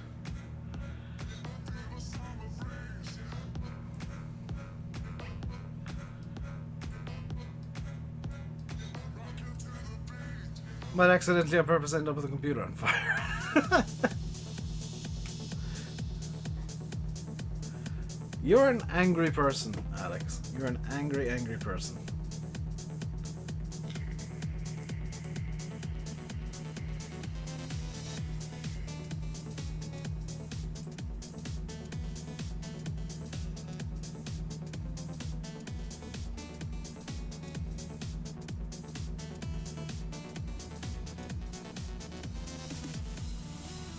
That sounded like we just suddenly gained revs in the engine. Oh, it's because our engine temperature is hilariously low. Let's close up the cowl flaps. I wasn't paying attention to our engine temperature. It's gone way down. Let's get the cowl flaps closed. Number one, it's going to be less drag, so our airspeed's going to increase. Number two, it's going to let the engine get back up to temperature.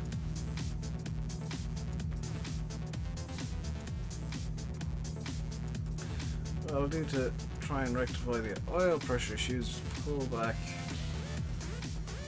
on the old throttle to about 20 inches manifold pressure. There you go. That should, in theory, fix the oil pressure issue.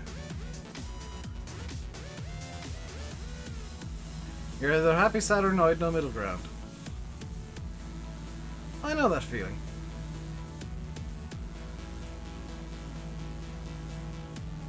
Quite frequently I get headaches, so glasses are going on now because I've got a stonking great headache and this might help.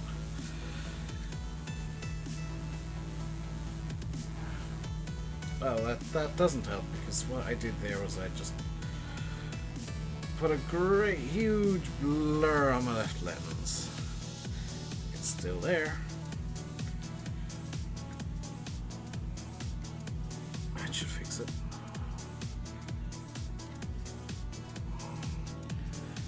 There we go.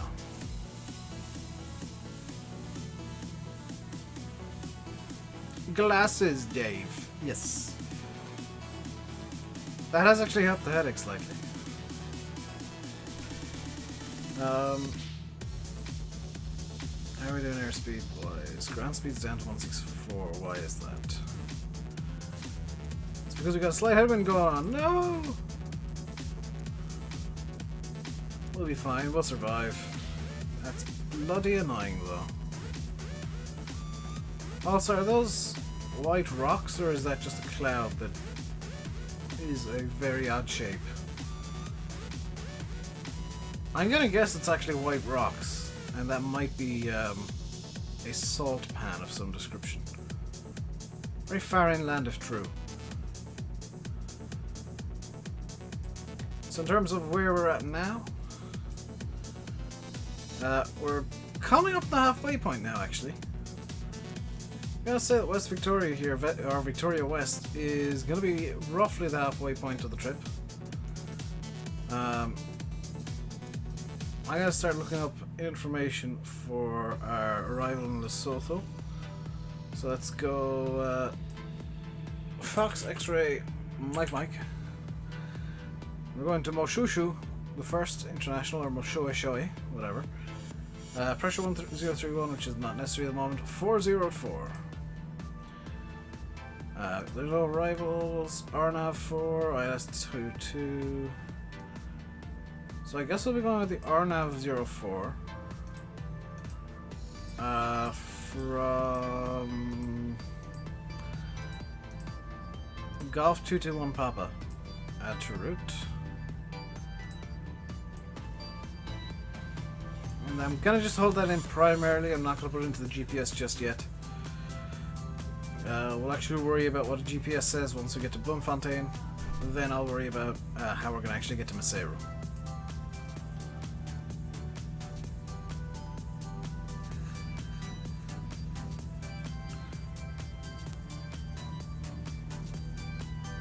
I think I've pulled too much fuel out of the engine there.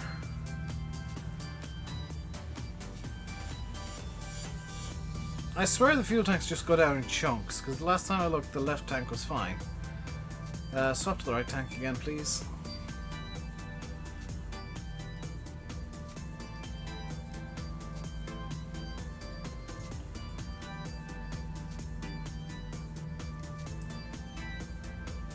So the reason that I'm swapping fuel tanks, just instead of just running one dry and then going on to the other one, it's just to keep the plane balanced.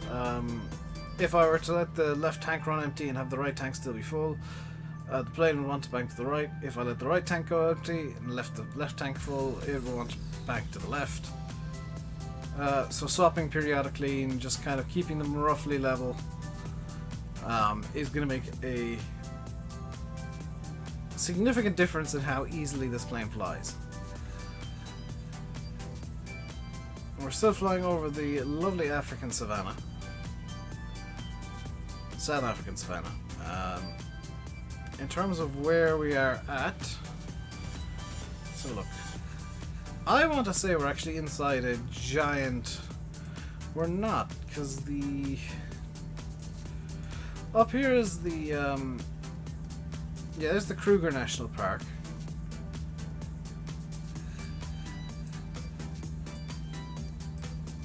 And roughly here's where, if you ever watch the Safari Live, where that happens, there's the Sabi Sands. And Rhino Plains, the Gowrie, Manuletti. So this is where Safari Live happens, roughly. Right up in this area here. Down... we're not in a national park currently, I don't think. There's no indication that we are. There's the Makola National Park. Are we going to be flying over any? No. So we are, what? 32 miles away from Victoria West. Then it's going to be another 32 odd. On to, no, 19 onto Ockbill, 84 to Whiskey 95. No, 19 to Ockbill, 84 to Petrosville, 113 then onto Bloemfontein. So that's the leg where we'll be doing a lot more thinking. Found a fault with the Weedites. What is the fault with the Weedites, Matt? Matty, even.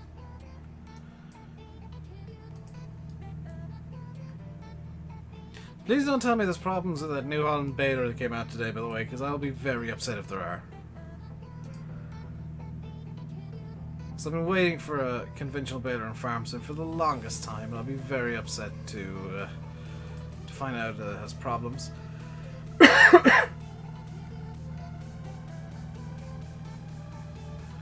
Now, anybody watching on Twitch, by the way, feel free to talk in chat. Your messages will appear on stream. As you can see from Moobot and Pretzel Rocks, who are spamming the living crap out of the Twitch chat. But I can see Twitch messages as well.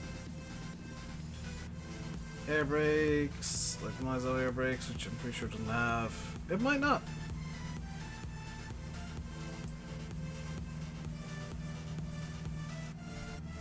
You're off to use the New Holland. Yeah, let me know how that works, Matty. I want to know how well that works.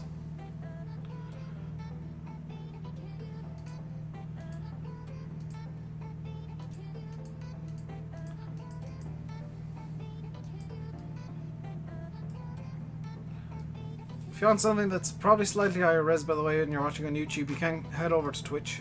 Doesn't really make much of a difference to me.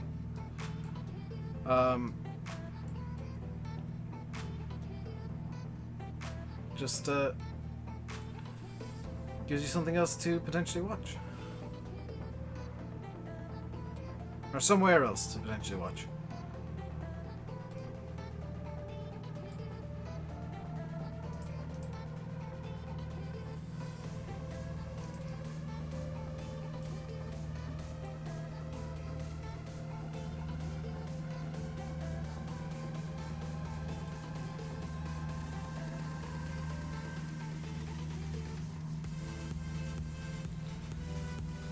I wish we could get the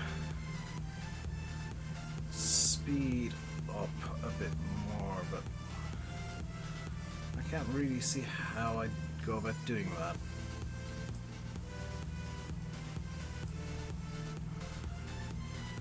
Increasing fuel reduces the speed, clearly. Decreasing the fuel... This is me attempting fuel trimming, by the way.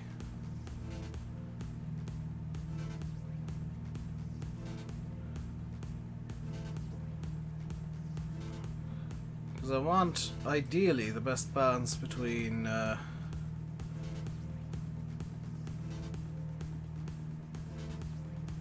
like fuel being used and speed. There we go. There we go. There's our balance for fuel.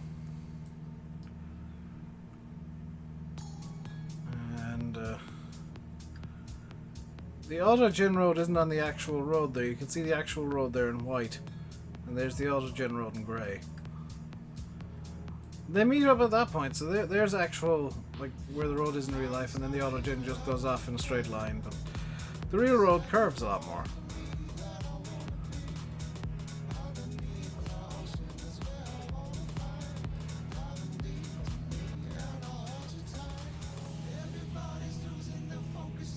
The views here are stunning, though. Like, I cannot fault the views that I'm getting in this general area. And I think what's happening with these mountains is they're potentially actually snow-capped. Or there's just like white sands on top, which is kind of cool.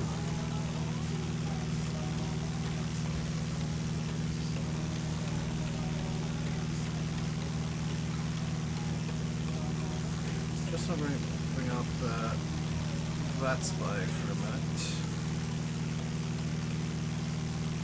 Even though I'm not on Vatsim, I'm kind of curious as to what is going on Vatsim at the moment. Let's do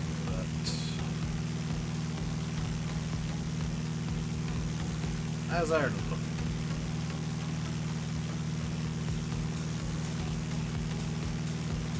It's looking like the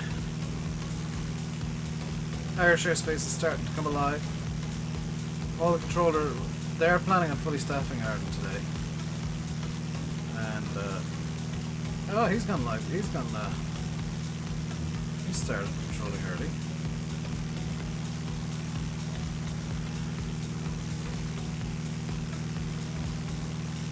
So I might do a flight out of Ireland after the stream. I won't be doing it on stream. I want to get comfortable with ATC. Because that's still a major issue of mine.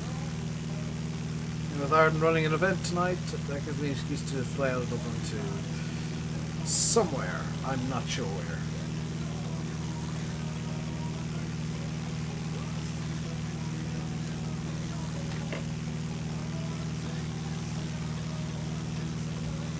Possibly like Schiphol. Or something like that.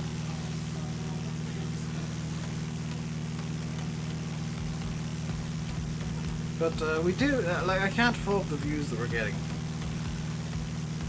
up here. I mean, the ortho that I've generated here is stunning, and it was worth the 16 damn hours it took. Maybe. It's one of the reasons I'm flying so slowly is I want to make the most of this damn ortho. It took long enough to generate. I gotta make the most of it taking forever to generate.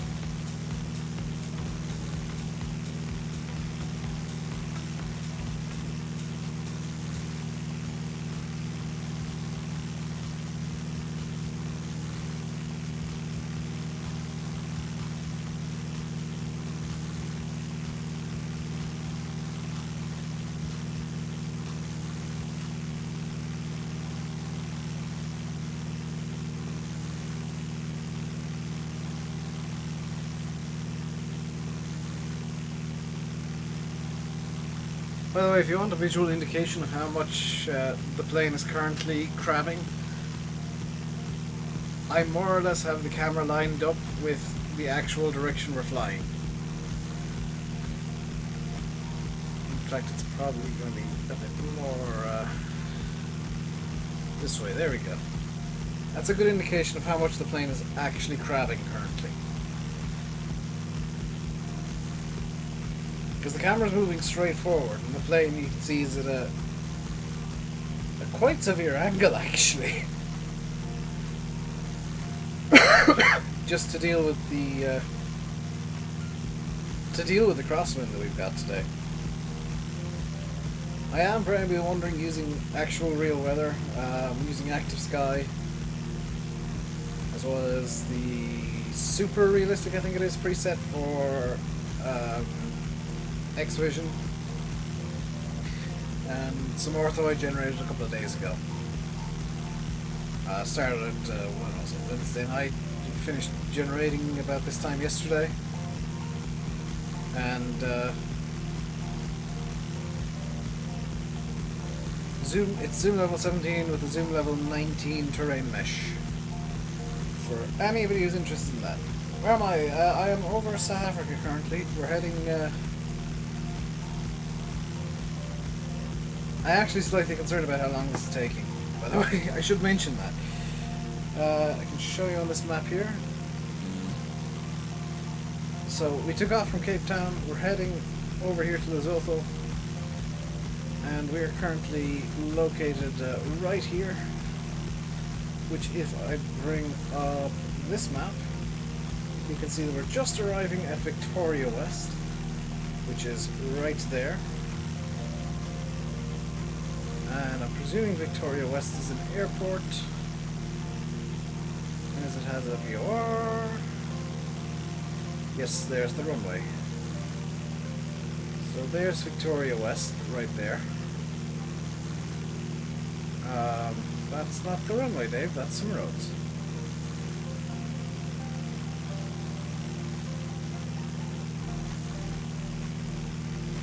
Hey Steve, I'm doing good. Is the map to real life scale? Matty, allow me to just bring this up and show you what the map looks like.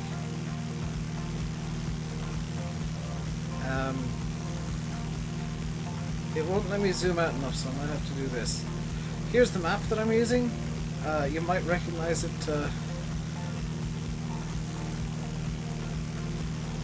from, you know, geography classes as the world. It is true 1-to-1 scale, and this flight will take as long as it would in a real beach barren A36 that is flying this exact route today. Although I can't see why anybody would want to fly from Cape Town. I mean, no disrespect to people who live in Maseru or Lesotho. I can't see any reason why somebody would fly from Cape Town to Lesotho in a beach barren, to be quite honest. I can see people flying from Cape Town to Durban, or Cape Town to Joburg, or Cape Town to Bloemfontein, but maybe not Maseru.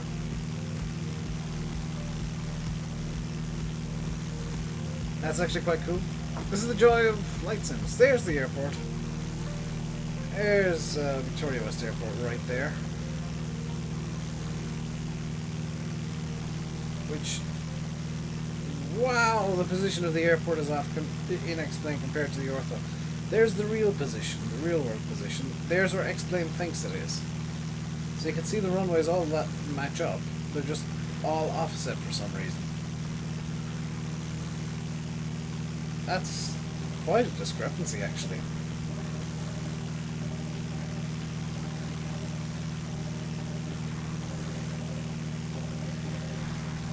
What's my longest flight that I've done off camera? That I've done so far on this? This is probably one of the longer ones in terms of like doing it in a small plane. Longest I've done off camera though has been it's kind of in between LA to Heathrow and Heathrow to Cape Town, both of which are in and around the 10-11 hour region of being in the air, and I did them in a Boeing 747. As for the tour, the longest flight is actually going to be 2 flights are kind of tied to for being longest, and they're the legs to and from Hawaii. So they're going to be literally a stream each in probably a 747 currently. I might be able to squeak down to a 7.3, but they're not going to be in a small plane like this. It's not possible.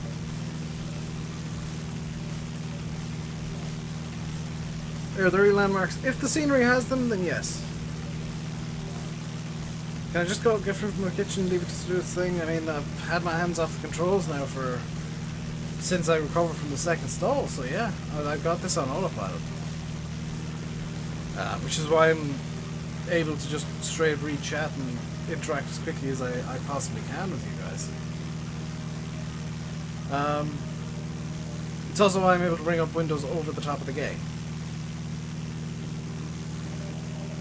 But there's some mountains coming up, I can just see them off in the distance. Mildly concerned by that.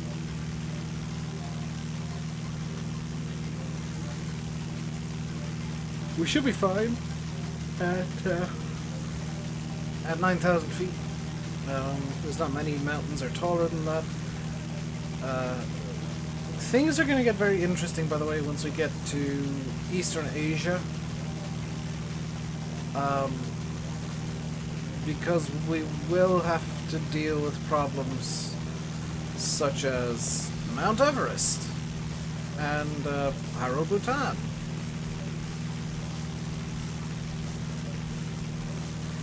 I will say, Steve, this isn't default scenery. This took me 16 hours to generate, starting Wednesday night, late Wednesday night. And it went on into yesterday, which annoyed me. That's why I wasn't streaming yesterday. Default scenery isn't this good. This is... It looks so good, by the way. The ground detail looks so good. Because you might recognize it from somewhere. Just let me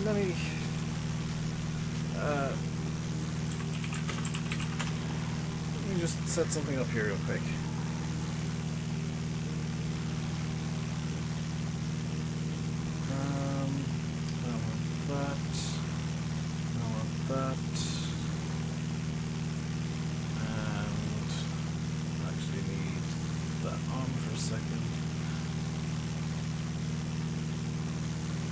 So, have I forgotten Botswana? It's just occurred to me that I might have forgotten Botswana in this tour. Nope, I haven't forgotten Botswana. So we are over here. So let's turn that off again. Got this. Get over here. You might recognize some of the ground features.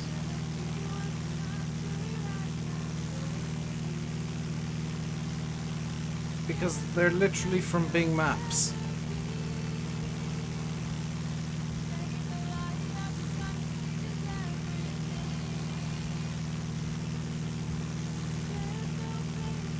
So, when we get to Lesotho, keep an eye out for, and I did this last night in Google Maps and I was quite impressed.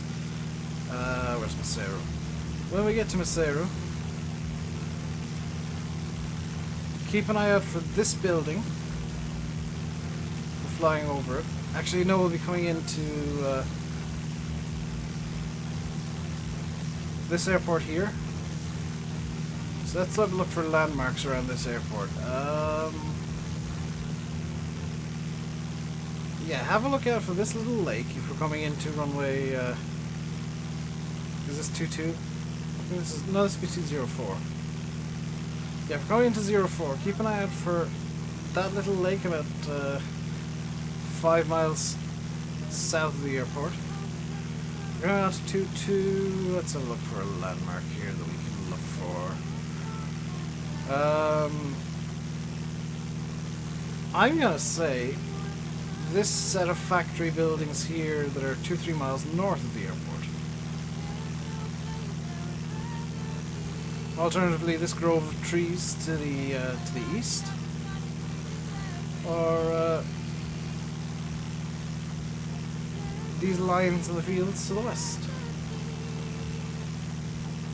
But this is actually what the airport's going to look like when we land there. It is technically an international airport, but I would imagine that it doesn't serve many passengers. I would imagine most passengers would just kind of It might serve a decent few, but I'd imagine most of the flights would be going to Bloemfontein, where they could get a much bigger plane from the airport there. Also, when we're flying over Bloemfontein, keep an eye out for this railway system here. Whoops. Yeah, when we're over Bloemfontein, have a look out for this giant railway system, because it will be in the game. It will be completely visually there. The stadium is going to be flat, but it'll be there. So that is what we're going to be flying over. This racetrack looking area, is there a label for that? I'm kind of curious what racetrack that even is. There's no label. That's really interesting. Yes, this little dirt track is really cool to see on in the sim. And you can see there's a slight difference there between the quality of the satellite images. You totally can, DMF. Last week, or on Monday, when we arrived at in Cape Town, I did a loop over to Table Mountain and flew around that for a couple of minutes. I also want to, when we get up towards Ethiopia, I want to divert off course. And we'll most likely be off course to have a look at Kilimanjaro. When we're up in the Himalayas, I'd like to go see Mount Everest. So you can totally do this kind of stuff.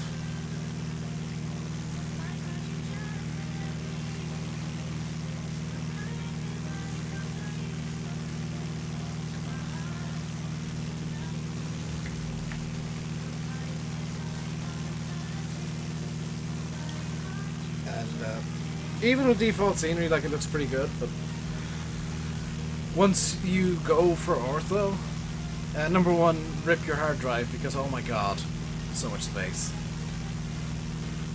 But number two, it just looks so much more realistic.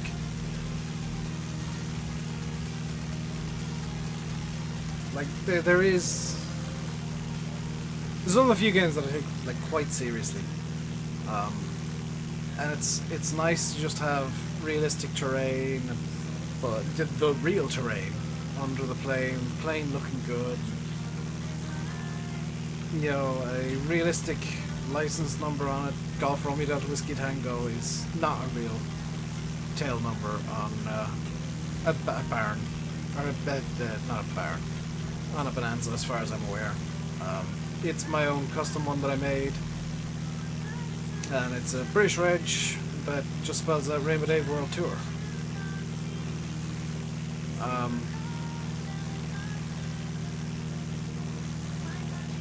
And this is a livery I made for myself. Well, I edited an existing livery to suit my needs. And it just like, yes. There is, as you can see, oh no, I thought there was a problem with this where one of the wings was wonky. No, it even has the tail number on the bottom of the wing like it would in real life. Watching it out of cockpit's way better. See, the problem is I kind of need the cockpit view periodically just to make sure that number one, we're on course. Number two, that the plane isn't flying dangerously slowly. And number three, just double checking the instruments, the engine temperature and all that kind of stuff, and now is actually a good time to do that. Let me just run a quick instrument check. 149, that's good. 9000, 171, that's 61. That crab though, yo. We're on course for the OR. Speed 0, manifold pressure 20. 2500 RPM, fuel flow is 14 gallons an hour. Exhaust gas temperature is a touch high, but everything else is looking fairly okay.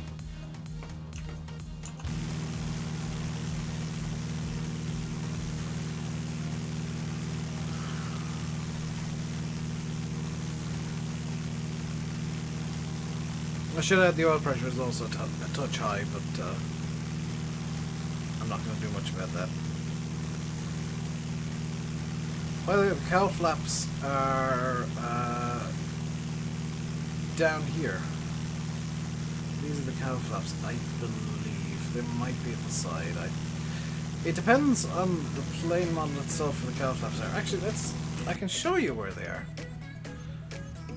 All I need to do is simply open the cowl flaps. We can find out where they are together. So they were closed, they're now open. And it's done that annoying thing where it just decides there's an instrument being selected. Yeah, they were exactly where I thought they were.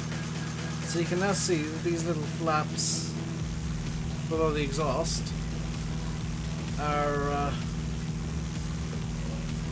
after going down. That's the cowl flaps open. I'm going to just leave them not fully closed, but mostly closed. That should do to keep everything equal. Yeah, I need the cockpit to see the instruments and just make sure that like we're 25 minutes away from Papa Victor Victor, which is what? Petrosville. Can I do an ultra short belly landing video? No. What I can do is I can go to belly cam.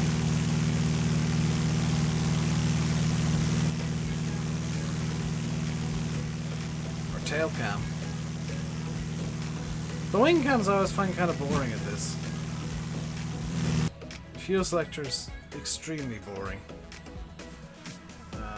Oh, that's another thing I need to check. Now that I look at the fuel selector. Yep, time to stop tanks. There we go. Let's just get back out. There we go. That's something I forgot to check, was the fuel balance. So, thanks, Lynx. You helped me. Even though you weren't trying to. Bear seems all good. I hope so. I would hope so.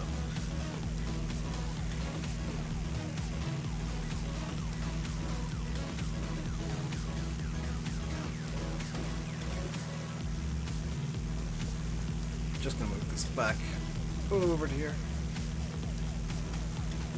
There we go.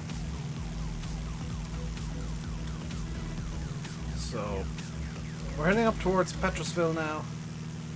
After Petrosville, we'll be hitting Bloemfontein. At Bloemfontein, we will have another point before we start into our approach, or our non-arrival arrival. In reality, we'll probably be vectored around Bloemfontein, possibly out as far as Welcome, then down towards Machalbo and Tavanchu. But once we hit Bloemfontein, then we're going to worry about what the winds are like in Maseru, and that's when we'll be deciding on our actual final approach. So you can see I've got one plugged in right now. That is the RNAV for runway 04. At or above 12,000. Oh god, this airport is hilarious. Transition altitude 12,000. Runways at 5,000. I'm wondering if I'm not actually supposed to be transitioned yet. Or, yeah. So we're flying at 9,000. Is there anything around here? There's actually peaks around here that are 10,000 feet.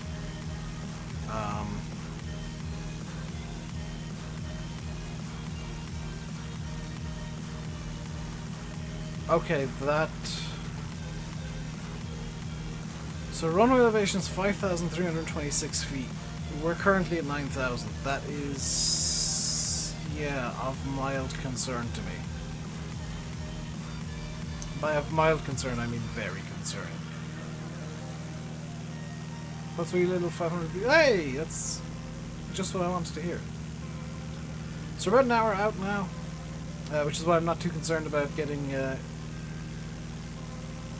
approach sorted yet. We've still got a long time to go. If you're flying from Ireland to the UK in real life, your flight is going to be about an hour 19. That's kind of the flight time you're looking at.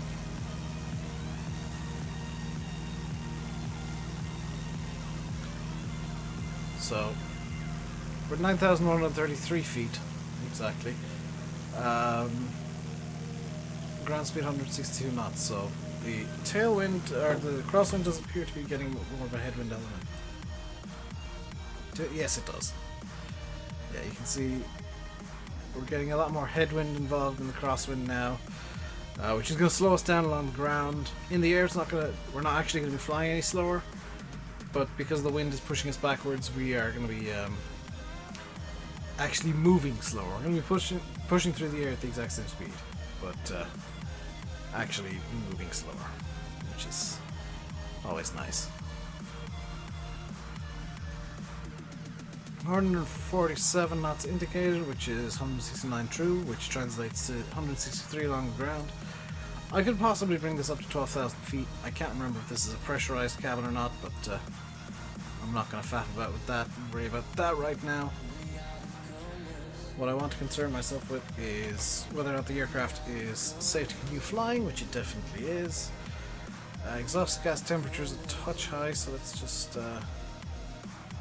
see if I can modulate that a bit with the fuel mix.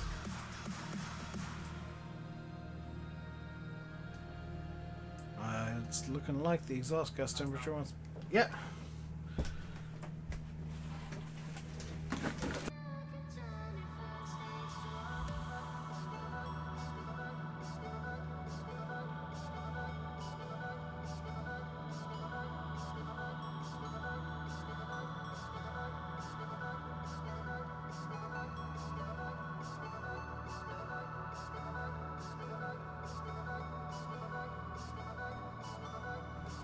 Well, I've just had my dinner brought to me. Wonderful. Pork chops. I've made the exhaust gas temperature happy now, which is nice.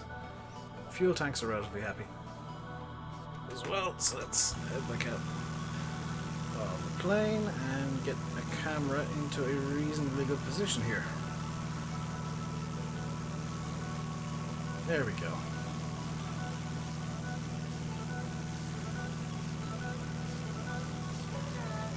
Someone say pork chops? Yes.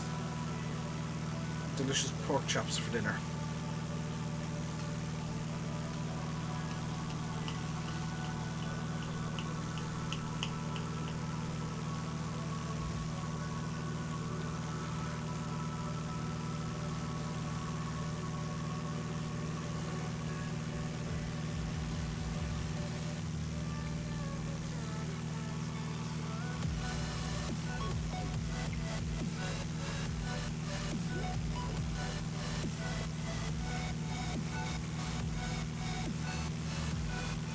I ain't giving away my pork chops.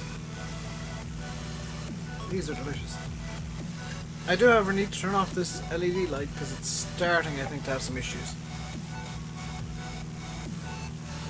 So, how bad has that made the stream look? In the face cam look? Because it looks horrific. That is horrific. It's going to have to go back on. I have noticed it's having some issues though, so might need to do some investigating with this later on.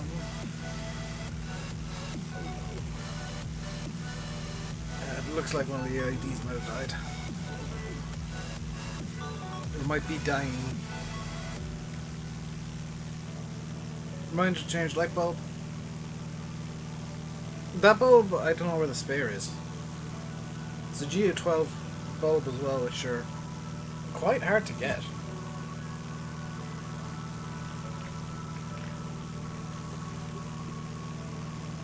Like, it's genuinely surprising how difficult it is to find GU12s.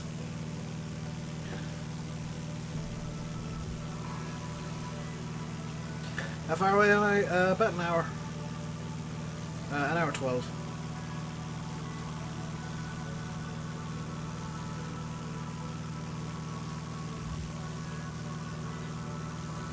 So we got quite a bit of time left to go.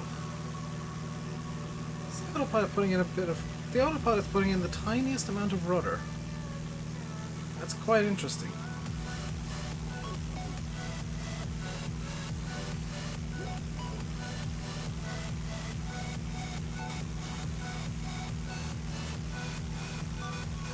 That's not even trim rudder, that's full rudder.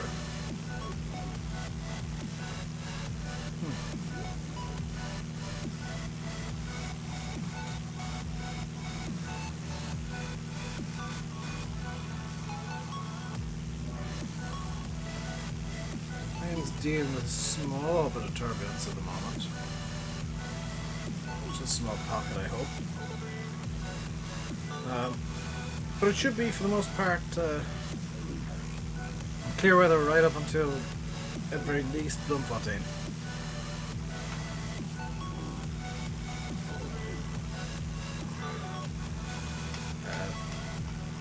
Although I haven't really had a look at a weather forecast, so I don't actually have a good weather briefing at the moment.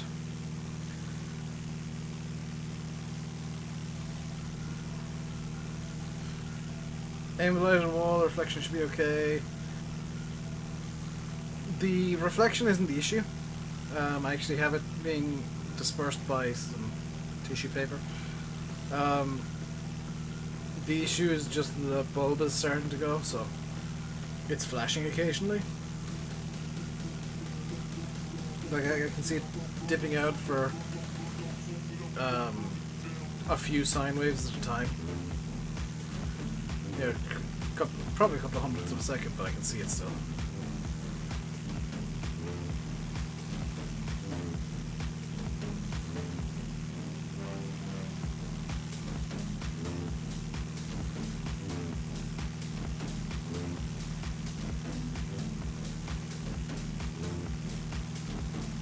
These pork chops are delicious, by the way.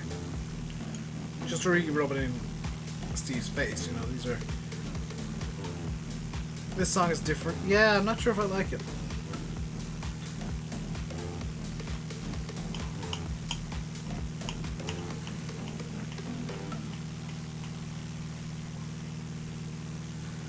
I'm eating healthy. I mean, I'm eating as healthily as I can. Ideally, I could do better. So now it's healthy as I can. Ideally, I should stop having noodles as breakfast and start having like toast and sandwiches and stuff. But, in terms of dinners, yes, I am eating healthily.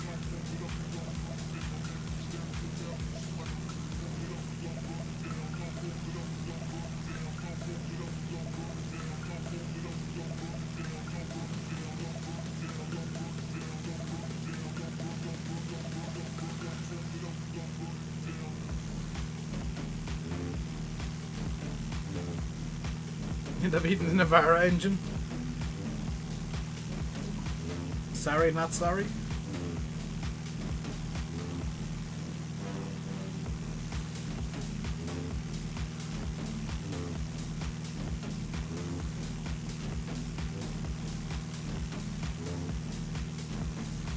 I could have jam on toast for breakfast just as easily. It's just a case of I like noodles too much.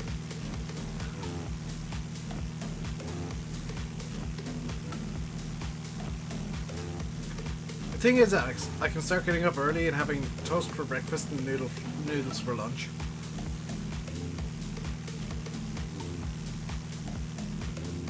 Like, I wouldn't be cutting out noodles entirely, but I'd be having effectively more food, but less often.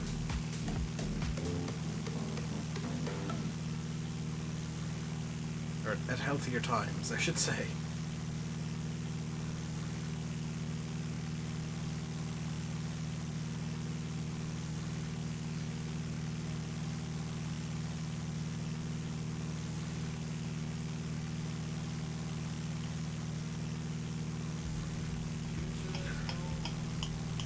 You said that I can get this game. I really can't. Literally, my bank account is currently empty. As is my PayPal. I cannot buy anything at the moment. And it's not due to change for quite a while yet.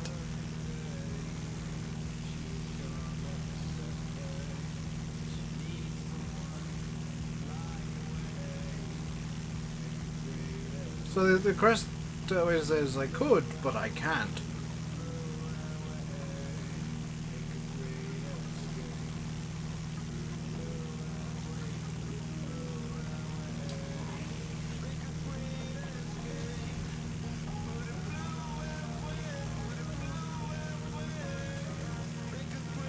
porridge as well, actually, now that we mentioned that.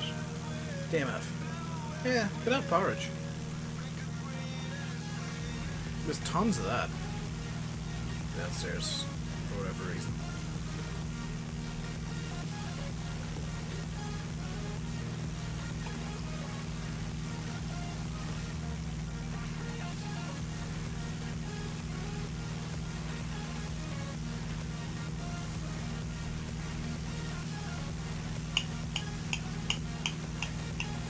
How long until I land? Probably a good hour yet, still. Which is great because it gives me time to eat my dinner.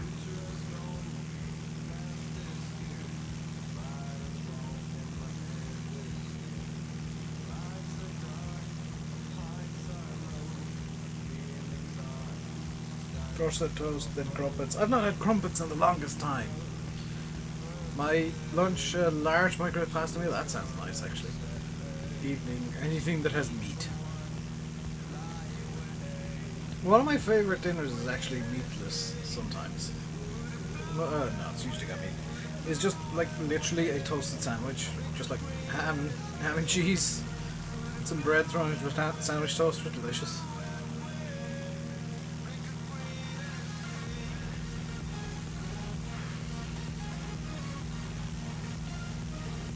Cadbury spread. Like Cadbury's version of Nutella.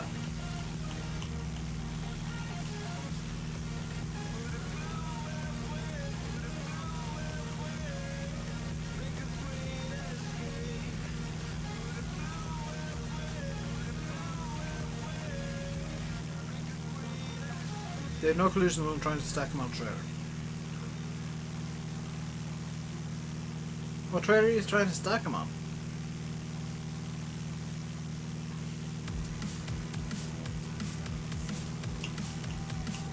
That's kind of a natural question to ask there. Is like it might be an issue with the trailer itself.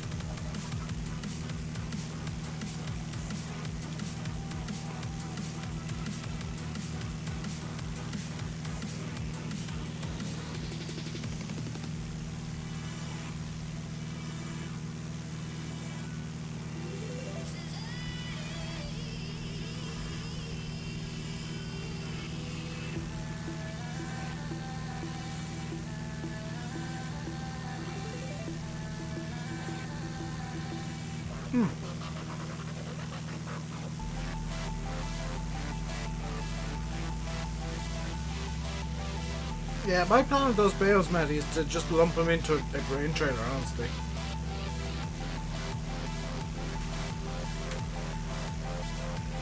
That I think is the best option. Just throw them into a grain trailer and hope they stay there.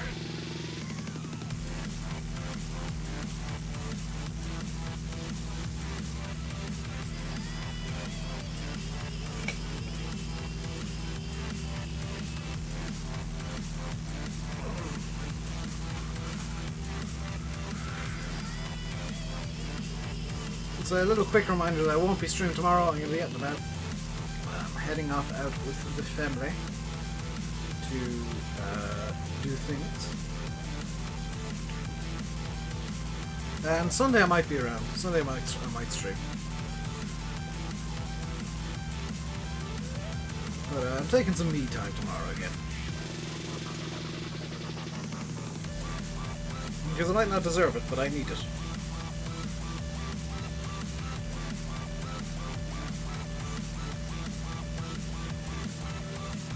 Make sure you enjoy myself. I will.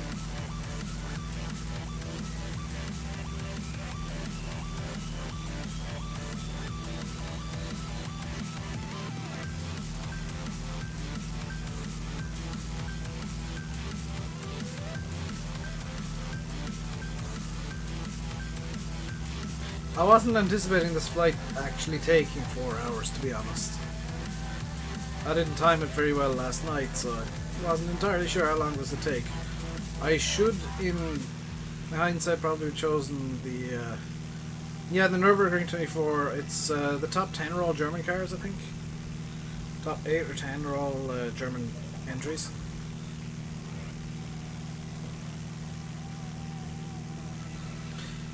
Doing things you like is actually important. And chasing what you want.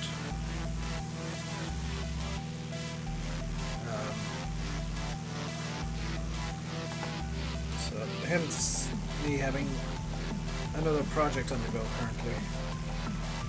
One that I might do some work on tonight, actually. Well, I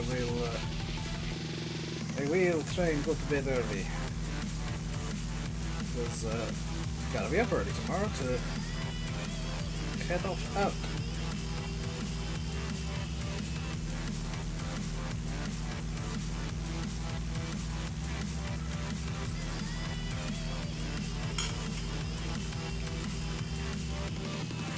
So just in case you thought that, you know, this is a fast plane, or that this was a particularly long leg that I chose to do, this is how far we're going. You're effectively going, I would say, the length of Cuba, maybe a small bit more, or maybe the length of Ireland in this, and it's taking an absolute age because it's, I would say actually the length of Madagascar is pretty close to what we're looking at here. And it's taking forever because this is not a fast plane.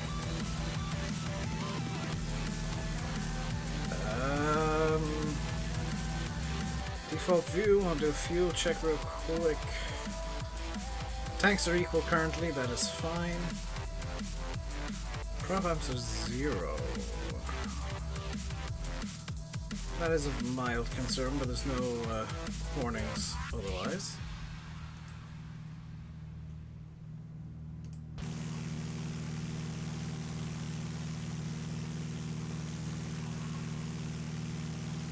There you go.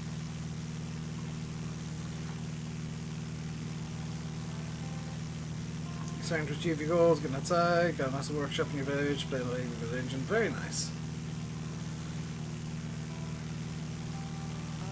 One of my goals, and it's a while off because I can't afford it, it's going to be a while before I can, is to get myself, or get a shed that I can convert into an office space for myself, so that I'm not just constantly in my bedroom. So I got somewhere to go and somewhere that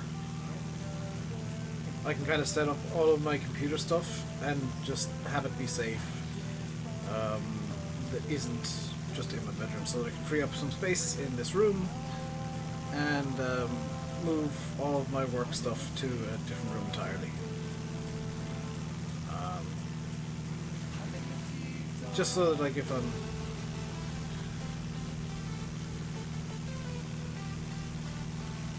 I get like a job that is work from home or something, build one.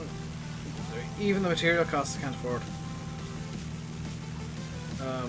But just so that even if I get a job from home or something,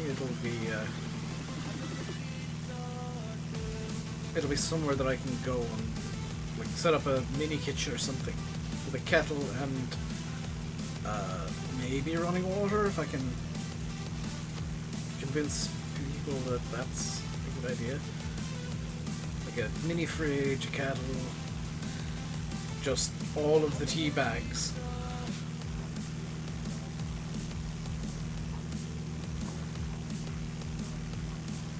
Corner of a garage. We don't have a garage, DMF. This is the problem. We don't have a garage. We've got two sheds at the back, but they're both very leaky. One of them is kind of a utility shed. The other is just a storage shed. I'd want to get like a third shed for outside and convert it into an office space for myself. You just bought a new house in the cellar, which is going to be your new man cave. Very nice. I'd love to have like a room that I could just like set up an office in. Even that would be just a massive change and boost for me. It's like as is. You guys know how much I'm on my computer. I barely leave my bedroom. It's not good for me. So that's something I'd love to be able to afford, but that's not in the realms of affordability currently.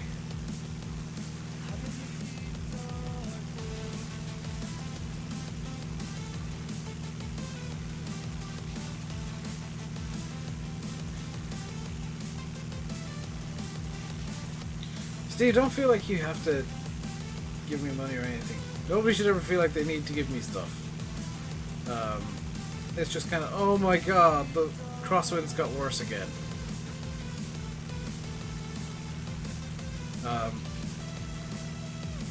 But even, like, honestly, like, even when I get a job, it's gonna be something I'm gonna save up for. Is just a shed to act as an office here.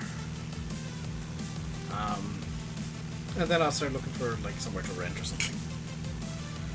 As somewhere to live, where I can have a dedicated office.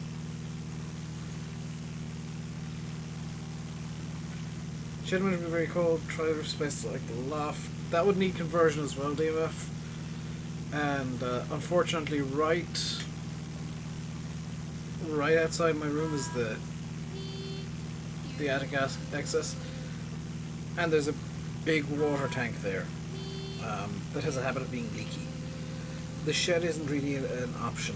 The attic isn't an option. It would literally be more work converting that than it would be to get a shed. More expensive.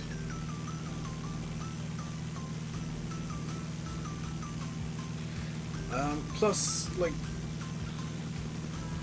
I know your reasons. Yeah, I know.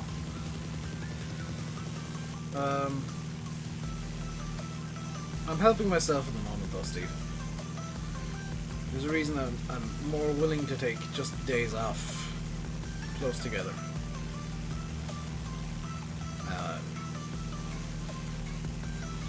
But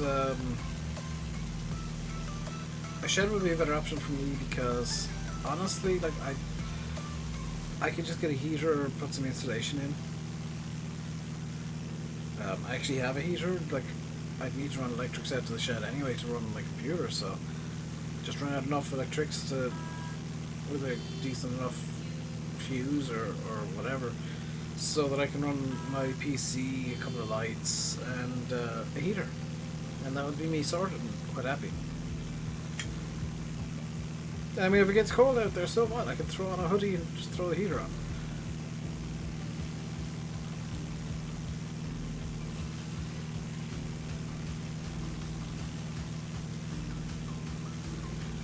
Get a DVD. Yeah, that would be useful too. Even here, that'd be really useful in my room as it is. Because it gets stupid humid in here at times. But it's not like I haven't thought out the shed idea a lot. The only thing that I haven't thought of is like what design of shed that I'd like. But it is something that I've considered quite a lot.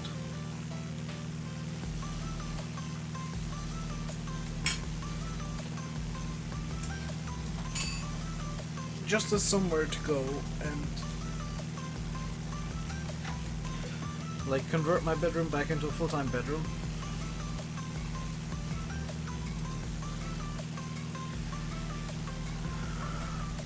Your brioche is steaming. I thought you made crumpets.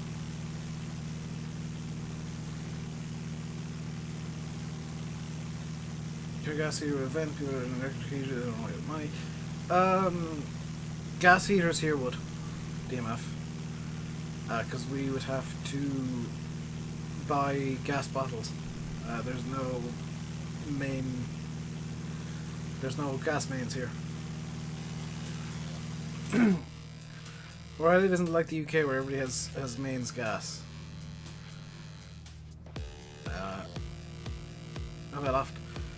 I mean, we've got an attic, but it would need complete conversion, and that would cost a bomb, and it would need probably significant waterproofing and insulating and roof windows putting in most likely, and it would just, the cost would be so much greater than putting in a shed and converting a shed.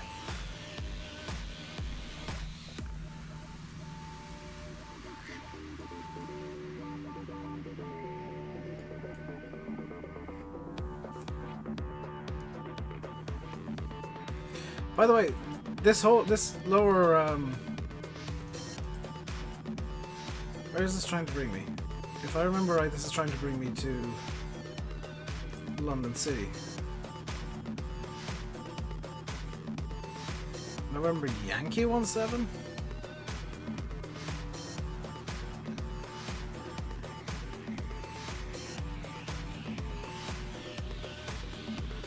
Oh my god, this is trying to bring me to somewhere in the US, I think. Oh no, this is not. Yeah, it's bringing me to DRN. That is a really old flight plan.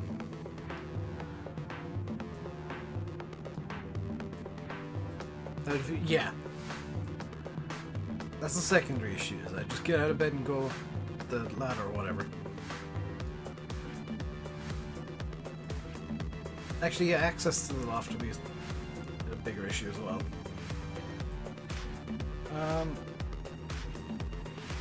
So we are 36 minutes out from Bloemfontein.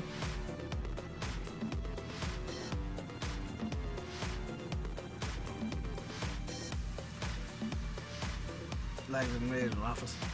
Oh yeah, turning a cellar into an office is much easier than turning an attic into an office though, because our attic needs complete conversion. Like it would need probably extra insulation in the floor.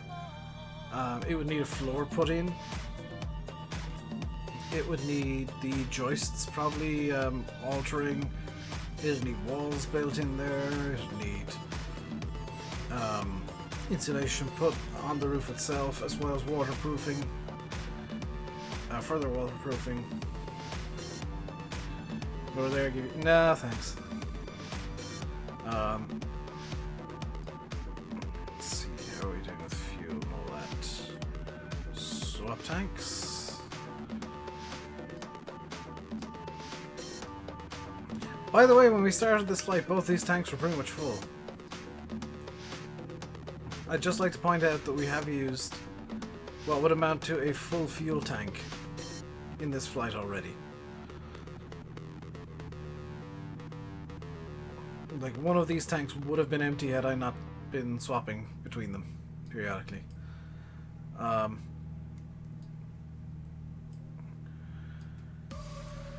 we are half an hour away from Bloemfontein. We're on this super long stretch here.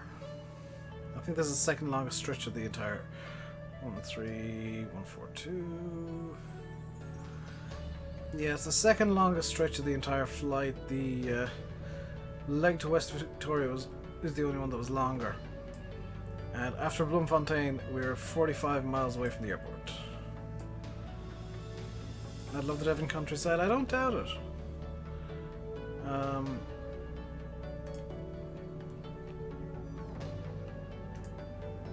I just don't have much interest in moving back to the UK anytime soon, to be honest. You'd probably do my head in. Yeah, my bigger issue would be just that I'm not all that interested in moving back to the UK at the moment.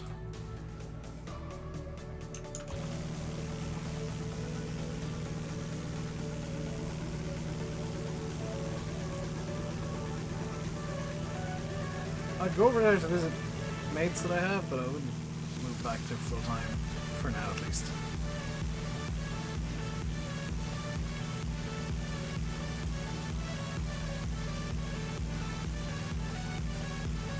I love, just to change subject real quick, I love these idiot vloggers who do like insanely dumb stuff just to get like to get a title that's clickbait on YouTube. Like I'm looking at one here that's been shared in one of the Discords I'm in. We almost got shot by the Maltese military, almost died XD. I'm sorry, but you're an idiot. If you're almost getting shot by military, you are an idiot. Hey, Tommy. It has been a while. Just got a new PC set up. Very nice indeed. I'm just complaining about people being idiots on YouTube. And for once, it's not people in chat. It's just vloggers. Oh my god, the level of stupid that comes with vlogging.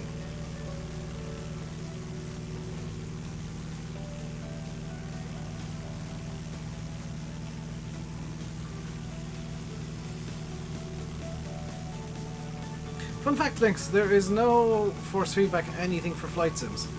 Because there's a company that owns the patent to... a bit like me. They're worse than me. There's a company that owns the patents to like anything force feedback. And they seemingly charge an arm and a leg for it. They're just patent trolls, which... they don't sell anything with force feedback as well. They literally just are a holding company for the patent. And I wish the US Patent Office would make a rule that said, hey, if you want your patent to actually exist, you actually have to make a product with it. You know, your product has to actually exist and be in an actively sold product, else your patent has gone bye-bye. Because patent trolls are just the worst.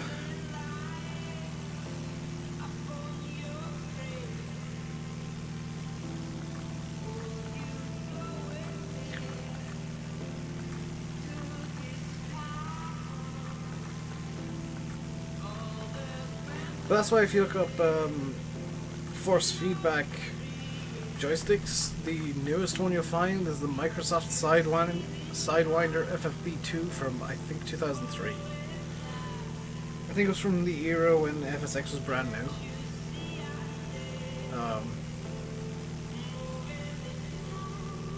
There is one that's new, but it costs $1,500 because it's direct drive for some reason.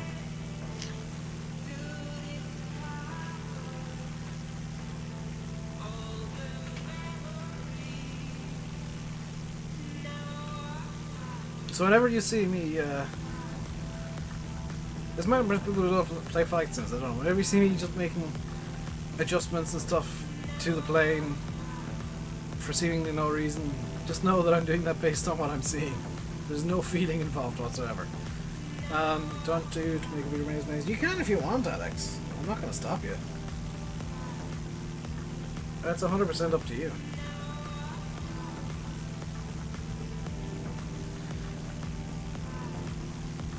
I think half an hour to Bloemfontein, just under.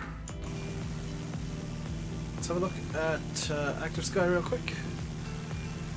Well, it's 404, this is the 1600 local, 1500 Zulu. Okay, that's...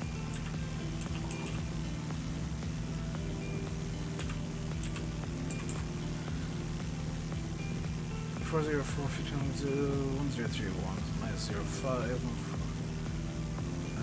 10. So visibility is great, clear. So we're not going to expect much clouds. Winds 404.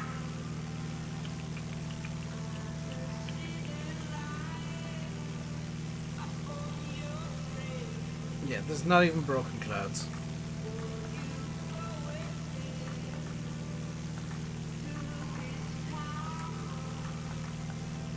Clear below 20,000 feet. Yeah, we're fine.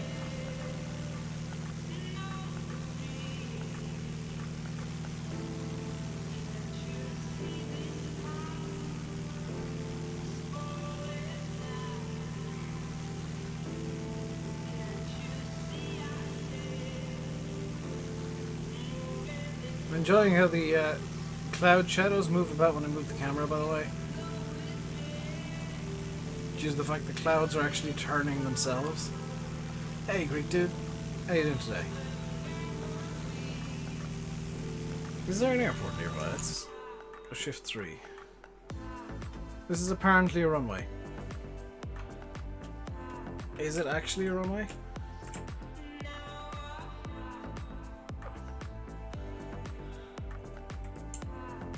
I don't know because it's not letting me scoot away.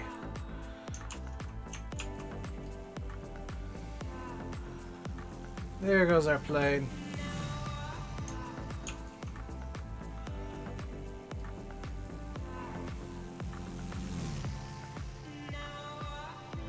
Wow, you can really get an idea of the wind. What are those textures in this camera? This is what happens, you put a satellite image into the game is the textures look terrible up close. But at a distance, they look, I would argue, rather good.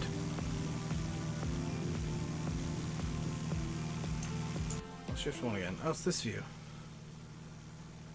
We get a dramatic view of the plane. And derpy shadows.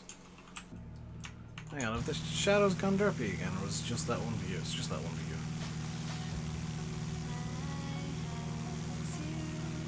Those are nice. The same textures, basically. And by textures, I mean... we're now up near Bloemfontein. Have I got random events on? I mean, failures can happen, but they're based mainly on how I'm flying the plane. So we are going to be about here-ish. Nope. Where would we be?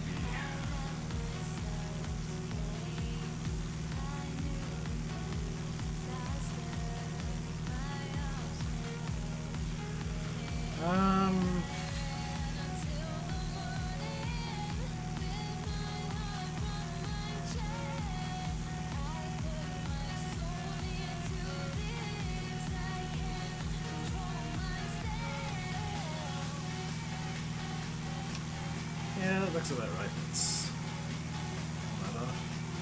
So these are the textures I'm using.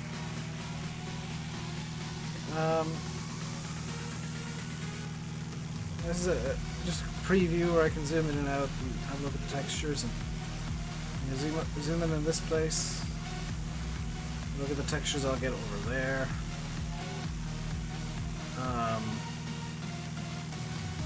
Yeah, I can go up here and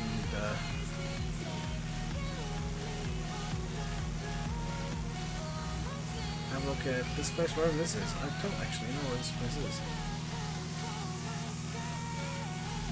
So, you know, if I were to go to, let's say, Bloemfontein here, turn off the labels. These are the textures I have for Bloemfontein. Roughly this. Maybe this. I'd say this is probably more like it. Yeah, this. These are my Bloemfontein textures.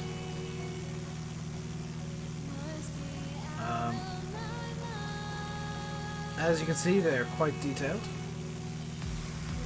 As you can also probably see, they are just Bing maps.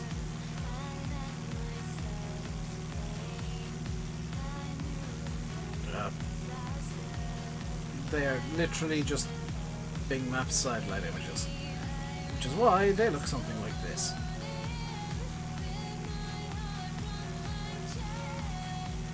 So you can see in real life here, there's a bit of foresty bit going on there, some farming activity there by the looks of it, some rivers dotted around here. I'm not sure what the white stuff is, to be quite honest. I think it might just be rocks that are shiny. Some more farming going on up here ahead. Nice mountainous bit of forest here. Two dome mountains there. And not a whole lot going on in the distance just yet. But behind us, you know, there's quite mountainous terrain behind us. Light house? No.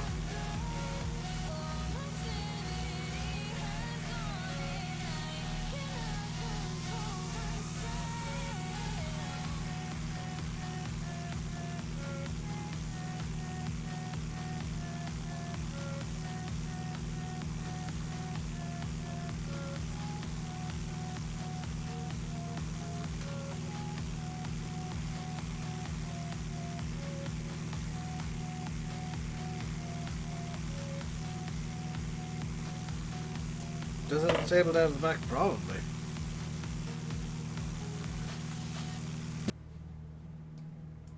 Yeah, it's down, it's not up. I can put it up. And I can put it back down. There's no blinds on this plane. And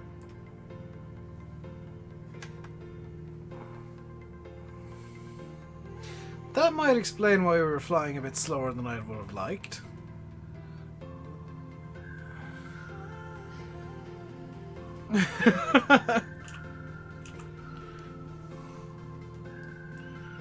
When did I do that?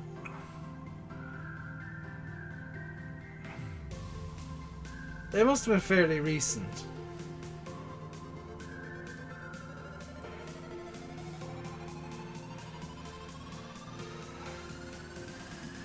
We've been flying with the flaps down for a while, guys.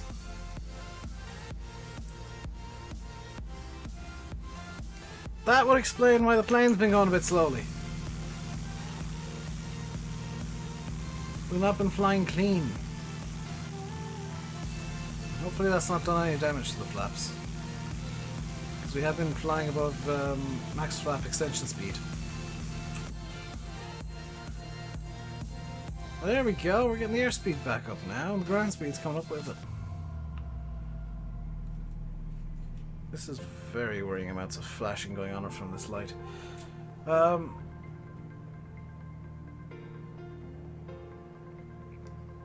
yeah, the plane's now trimming itself to deal with the flaps being up at long last. I swear I checked everything before and it was all indicating just fine. And the flaps are going to go back down once we are near Maseru. By the way, we're now about halfway to Bloemfontein.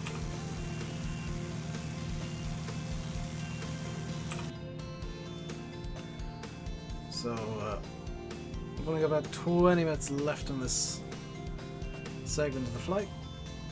At this point, we'll start preparing for our arrival. So let's have a look at. Well, there's 40411031 1405 for probably a good idea. I mean, I could with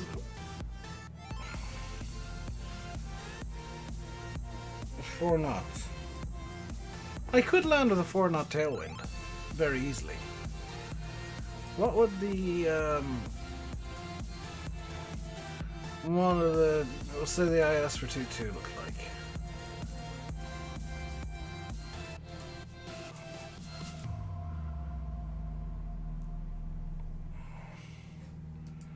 So if I were to put it in, yeah, that's 2-2 here.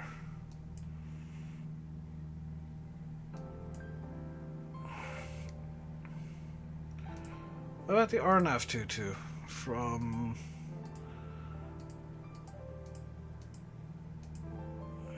G3380? Probably the best one. See, RNAV is boring. It's basically from where we are in. Yeah, let's keep the RNAV 04 in from. Is it called 1790? No, 167. No. Yeah. No, stop it. 221 Papa. Continue with that. And we'll overlay the chart real quick.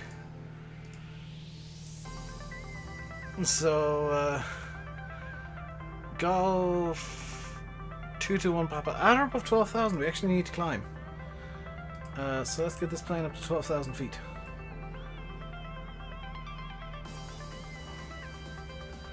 Vertical speed, we'll go for 300 feet per minute up.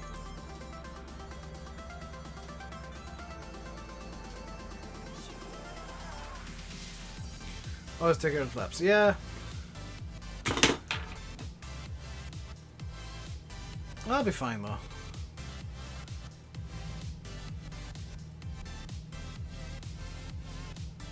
Time for a tank switch.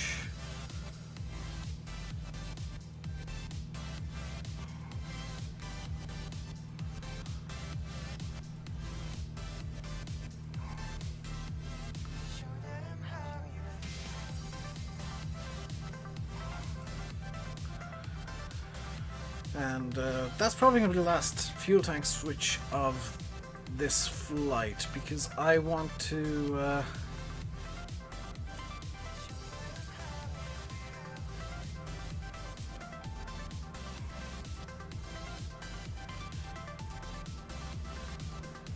this 221 Papa I'm going from, yes? Yes.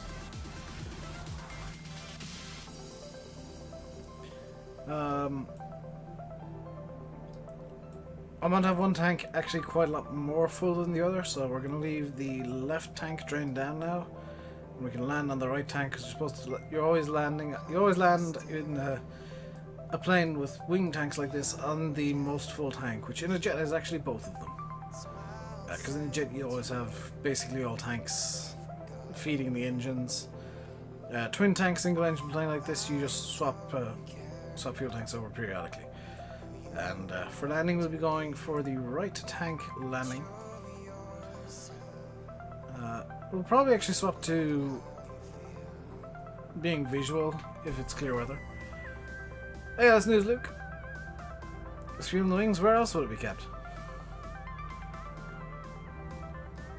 I mean, you got big, quite large empty space in here. Why not throw fuel in it? Same here. Perfect space for fuel. Do nosedive. How about no? Done too many of those today already. I've stalled this thing twice today, Luke. I'm not doing a nosedive intentionally. If I hadn't stalled twice and had quite a large amount of panic,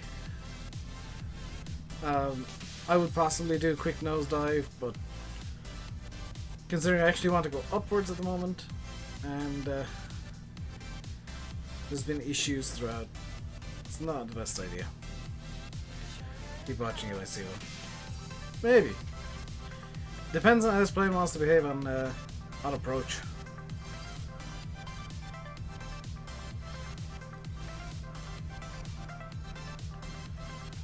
We've still got quite a while to Bloemfontein, you know, we're still 20 minutes out from Bloemfontein. At which point I want to make an alteration to my route here actually. So from Bloemfontein I want to delete this point. I want to go direct to the airport. And I'm going to do the same in here. Flight plan and just delete Avubu. Yes, so from Bloemfontein we'll go straight on to approach.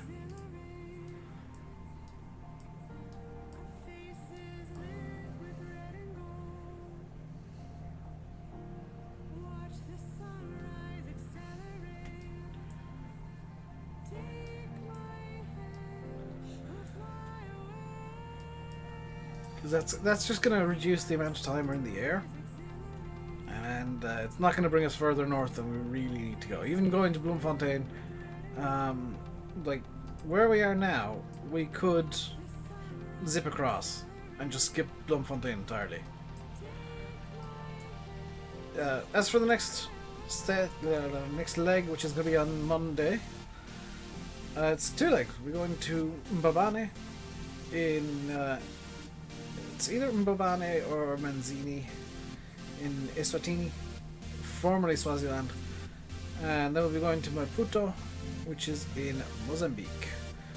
From Maputo we'll be heading up to, I think we'll actually be heading over to Botswana, and then on to Zimbabwe.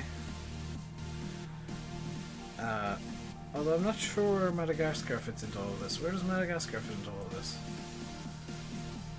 Oh, we're going to Madagascar from Malawi, and then out into the islands. Interesting. That's a nice route, actually. Well done, me.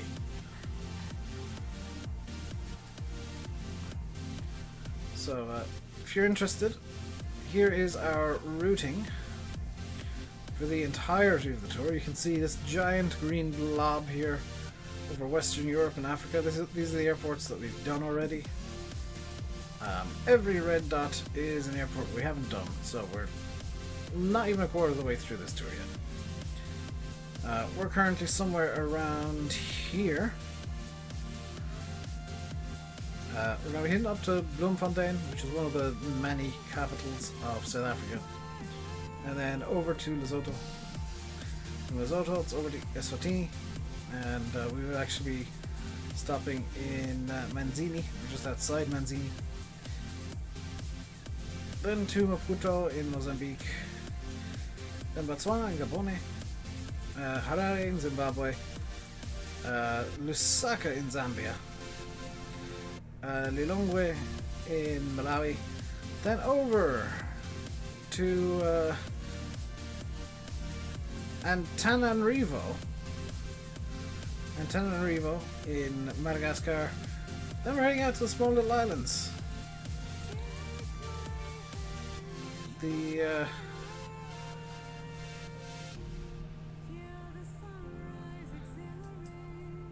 not even the Maldives, the Seychelles, the Comoros. I'm not going to hit my yacht. Then we're off to Tanzania, Burundi, Rwanda, Uganda, Kenya, Somalia, South Sudan, Ethiopia, Northern Somalia, which technically is it's got a different government, which is a bit bizarre. Djibouti, Eritrea, Sudan, North Sudan, I suppose. Then up to Egypt, and that's Africa completely done at that point. Once we hit Egypt, that's the last African leg. Should I be descending now? No, I should still be climbing. From Egypt, we're off to Israel, and then Jordan. You might notice I'm not hitting Palestine because there's actually no airport there.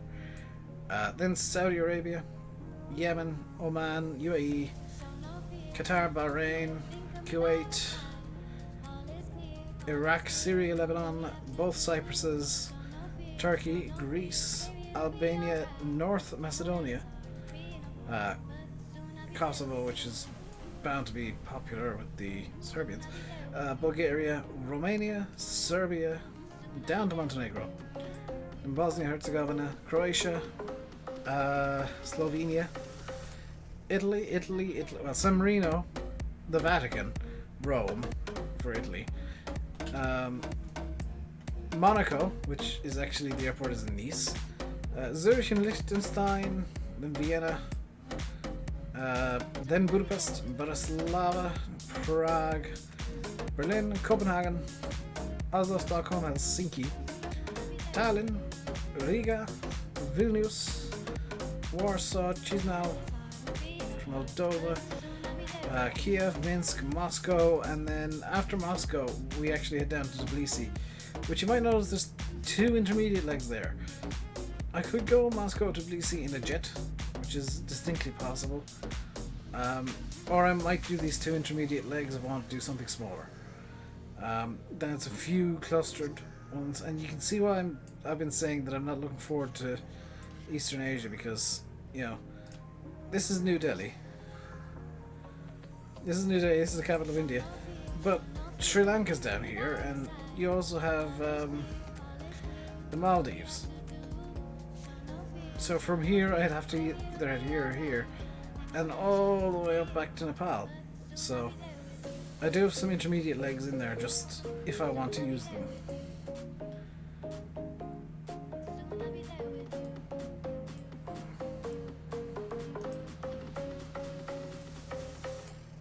Warsaw and Katowice. I'm not going to do Katowice because I only plan on hitting capital cities.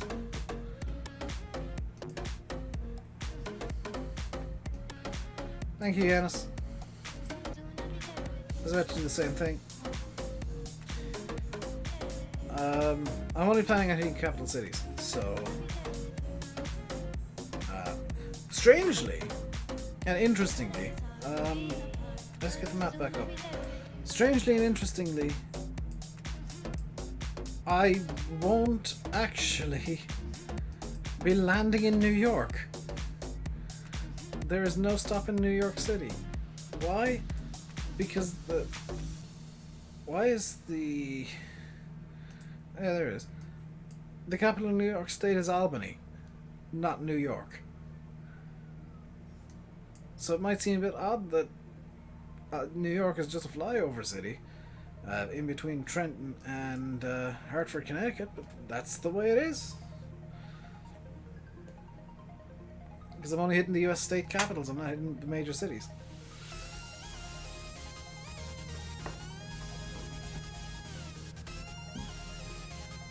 Thank you, Cart. I would strongly advise you to do the same thing on Discord. Because he's going to be I'd imagine, quite salty about that.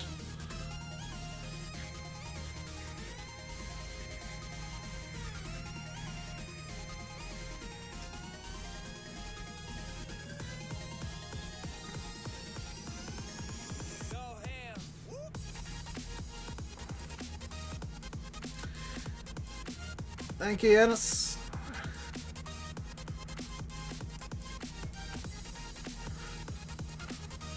I genuinely hate when it comes to that with somebody, but long stream today, long flight.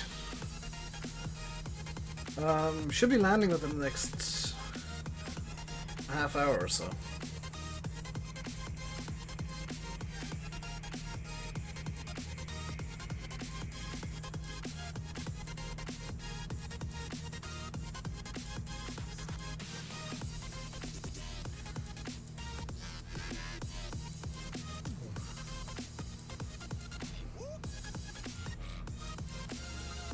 By the way, it might look like we're flying slower, but we're actually just flying slower at the moment.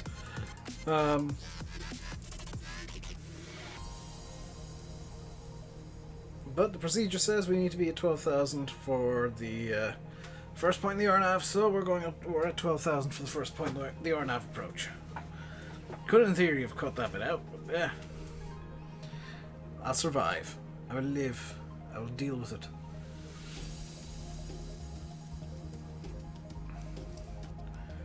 There's a... Excuse me, South Africa, you appear to have a field that is yin and yang. What the hell is this? Final stream of the week. I might stream Sunday. It's occurred to me that I'm going to have a long day tomorrow, so I'll probably go to bed tomorrow night. So Sunday is a possibility for streaming.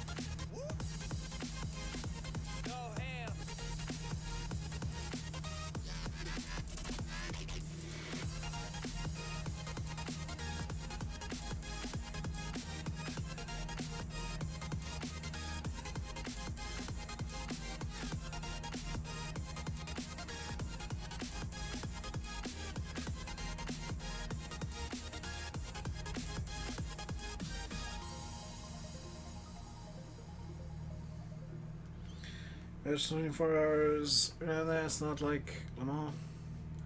Honestly, I think the Nürburgring 24 is better than Le Mans. I think the racing is better. Because granted, there's about 30 more categories of cars, but there's just more going on. Like it's all actually properly BOP'd ACO.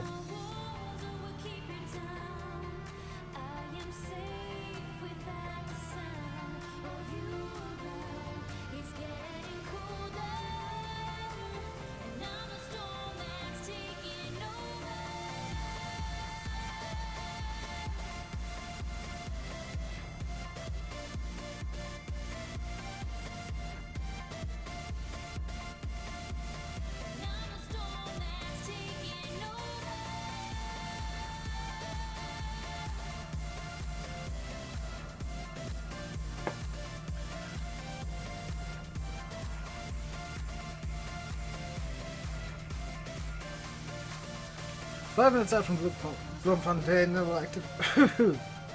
we'll be activating our approach. Here's the clouds of 20,000. They are actually cirrus clouds, which is nice. They should be. We've been in the air now for about 3.5 hours. Which makes this one of the longer streams I've done, but oh well. See you, Yanis.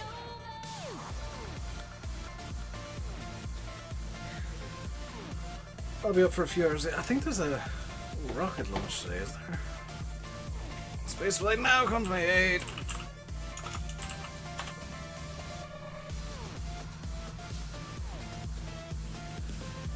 Oh, never mind. There was supposed to be a launch, but it's been postponed because Russia can't actually build an aircraft. Why is it postponed? Until July 12th, good lord. A problem with the battery. On the actual satellite. Oh my god.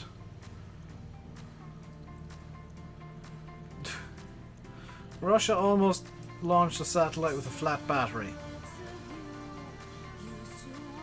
The next launch is June 24th, 25th. 25th, actually. It's super late, so I'll probably miss it. Which sucks, because it's a heavy. There's Bloemfontein. So we're just about to head in over Bloemfontein now. There is the racetrack that I mentioned a while back. That's the very interesting looking racetrack in Bloemfontein. What I'm going to do now before we really even properly get over Bloemfontein is activate the approach. So we go procedures and activate approach. We should make a quite drastic turn. Yep.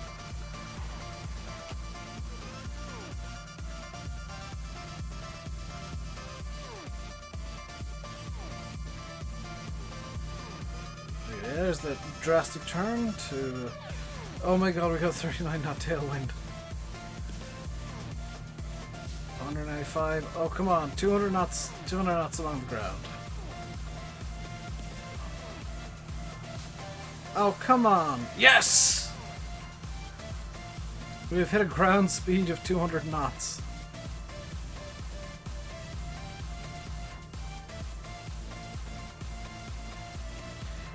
And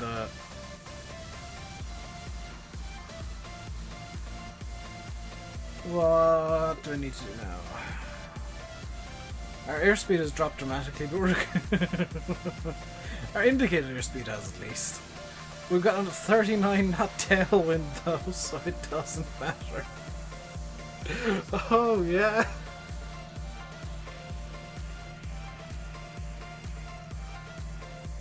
"200 knots along the ground" is beautiful.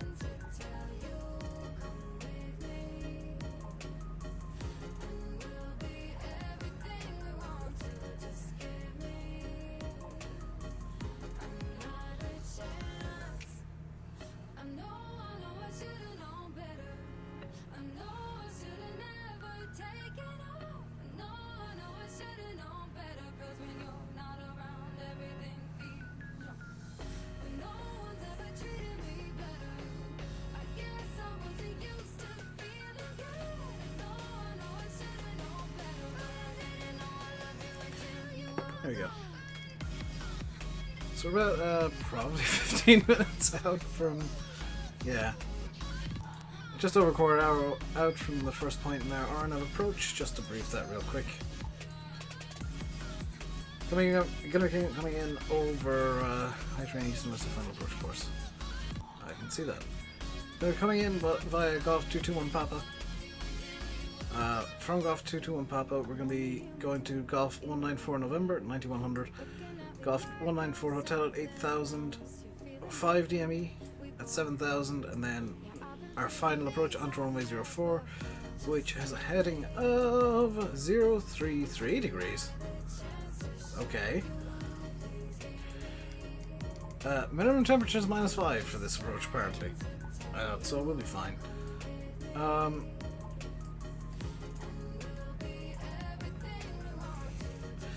And our minimums are going to be 6, we'll say. Interesting that the VNAV LNAV minimums are higher than the LNAV minimums. We'll put in 644 as minimums. So let's just set that up real quick. Course IS. Nope. Must be on this side, heading up, barrel, minimums. And we'll set to... Is this radar or... I'm not sure if this is radar or not, so let's put in the indicator minimums. We'll put in 650 and see what happens. 650.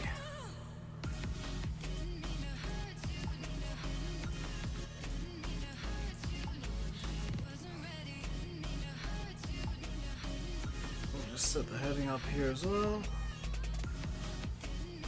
There we go. Altitude come down to 9100. Which I'll do by this because it's faster.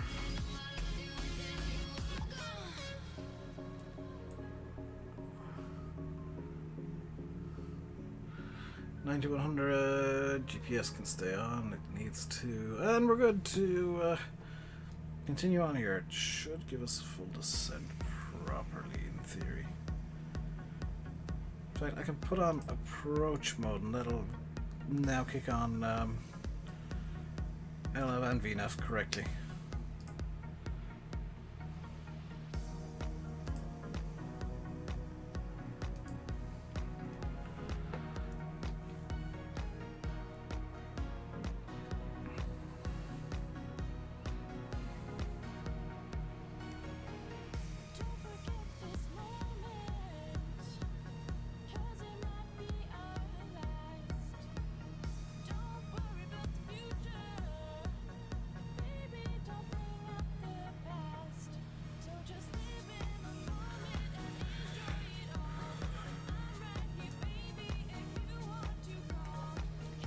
Just watching me this whole time. You missed Landy? Yeah. And Landy was only playing Farm Sim, which... I mean, he's playing a dead game. Who actually cares about Farm Sim? Like, seriously. These are the streams where I get to say what I really think about that game. Farm Sim's been taken in the wrong direction for 19, and it's not as fun as it used to be. Definitely not for me, and definitely not for Landy. It's at the point now where we make jokes about when we open Farm Sim we feel depressed.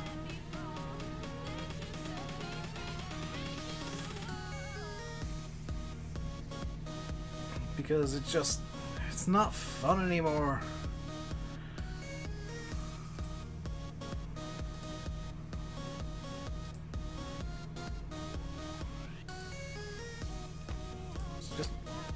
Boring and samey.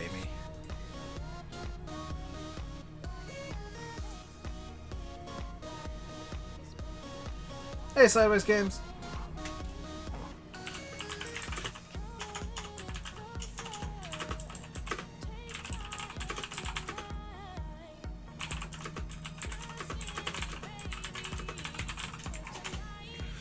The community has always been falling out.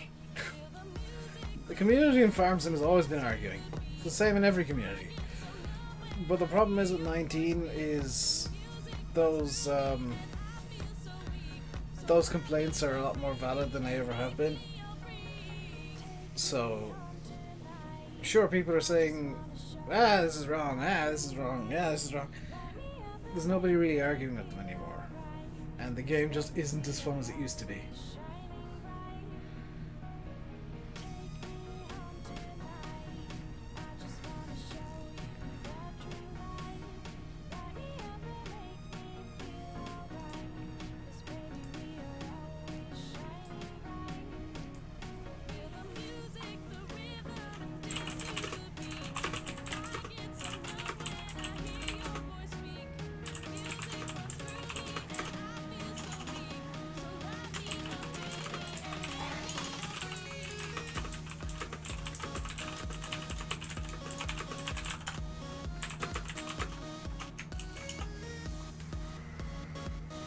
There you go.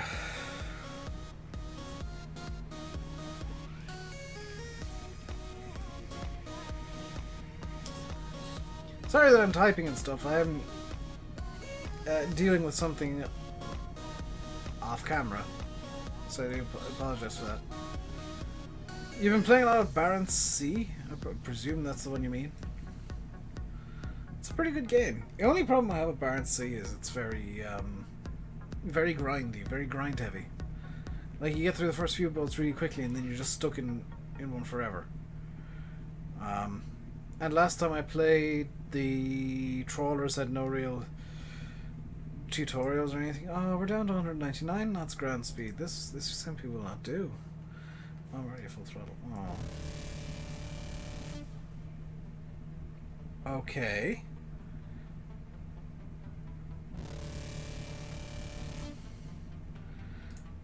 Let's just skip this.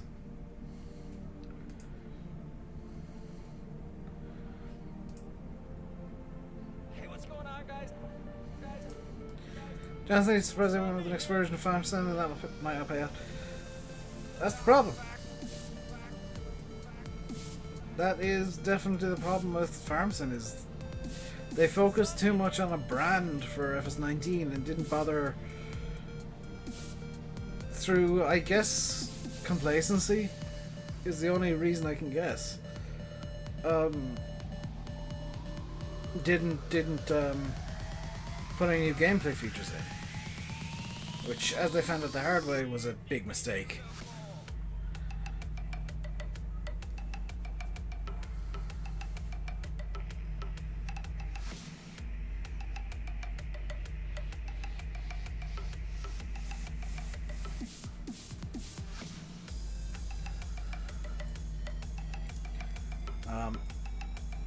It does suck that Giants had to find out the hard way about that. I wish they kind of have guessed that people wouldn't be too happy if they put out a game of John Deere but nothing else new.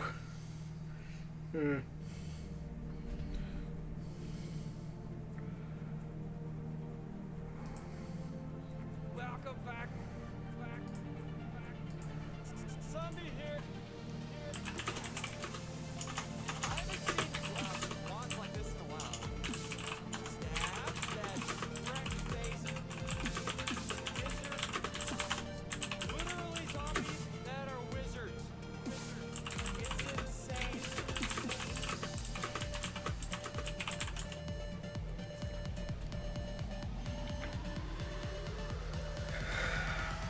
Dumbledore, I'm a wizard too.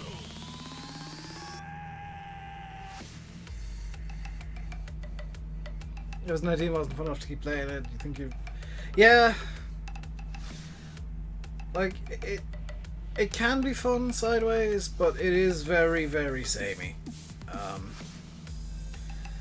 It kind of sucks that it is just do the same 5 jobs over and over and over and over and over and over and over and over and over and over and over and over, and there's no real variation in it.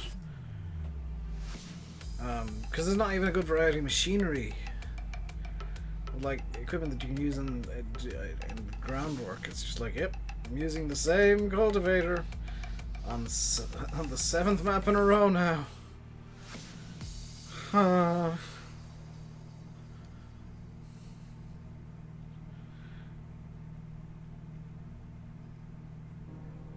And the real killer for Farm Sim is that it kind of chased away a lot of modders. That's the most dangerous thing they've done, is they've, in a way, scared modders off.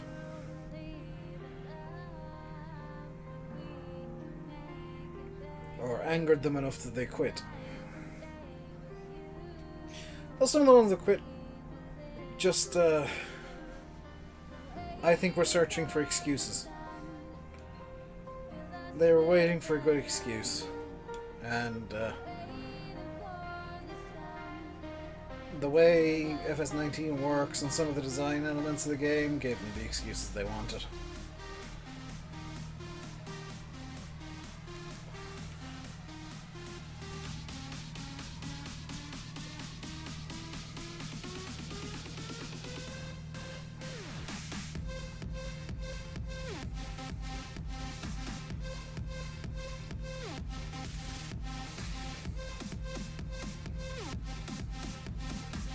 What is with the music today? It is really bad. Pretzel, could you give me a song that isn't just insanely heavy dubstep, please?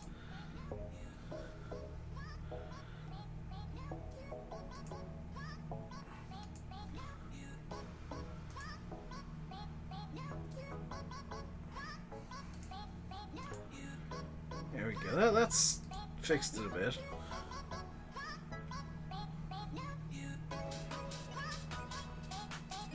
No, I think there will be an FS21.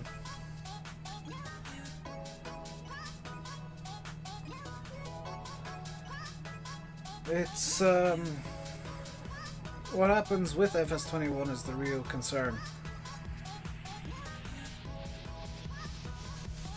Because if it does as badly compared to 19 as 19 did compared to 17, yeah, that's a hole I don't think Giants will be able to work their way out of.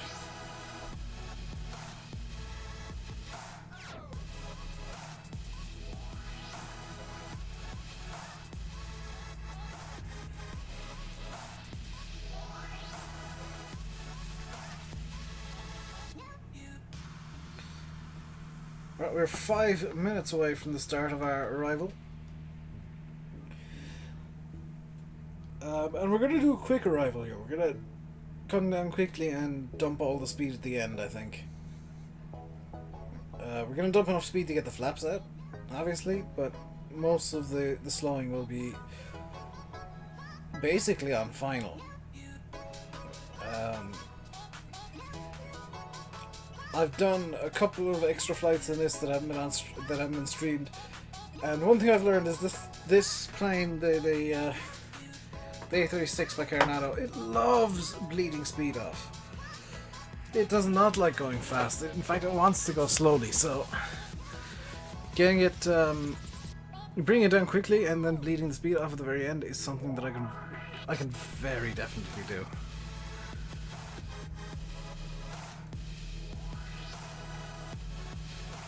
Are there any extra camera views of this plane?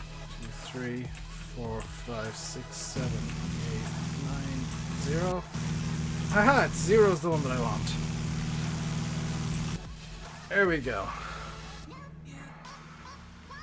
Okay, so they got all their extra cameras bound to buttons, which is nice. 3 minutes out from start of final, or start of the approach. The airport, by the way, is just in here. Can we see it from here? No. The airport's going to be over here somewhere, I believe. Possibly in behind this. But I would assume it is a bit more likely to be in this general area than in this general area. We are, at long last, I'm sure some of you are thinking, I'm kind of thinking that myself, a small bit. We are at long last beginning to, or preparing to begin to descend at least.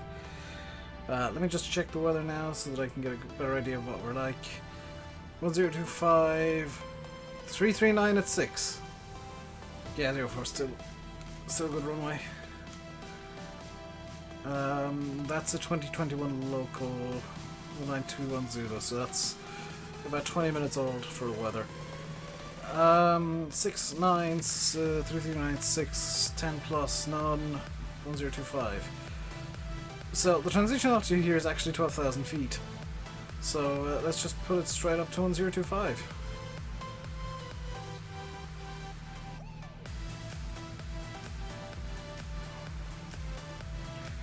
Hey Tig! Too much information? Believe it or not, Sideways, I'm playing with less information than I'm used to. I'm playing with basically minimal information, which is just bog standard basic charts. I'm not using the radio beacons, I'm not using ATC, I'm not using DMEs or NDBs or VORs. I'm just literally using the bare minimum GPS and letting the plane go. And obviously airspeed as well. So yeah, the airport's going to be in back here.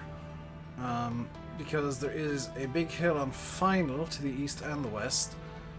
We're currently flying more or less south. So yeah, the airport should be in here somewhere.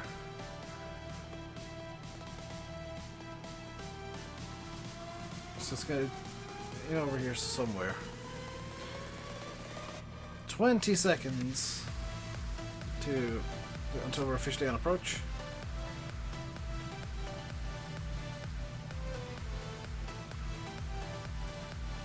We should start descending now. Slightly concerned that we're not descending.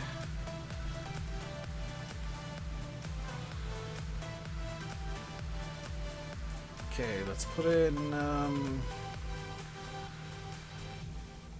let's say 700 feet per minute descent. Pull the throttles back in. And we should have the airport in sight soon. Ah! The airport isn't in there because it's in behind this. Tide hints for courseplay? I don't know, Tig. I don't use courseplay enough to know all the keybinds for it, to be honest.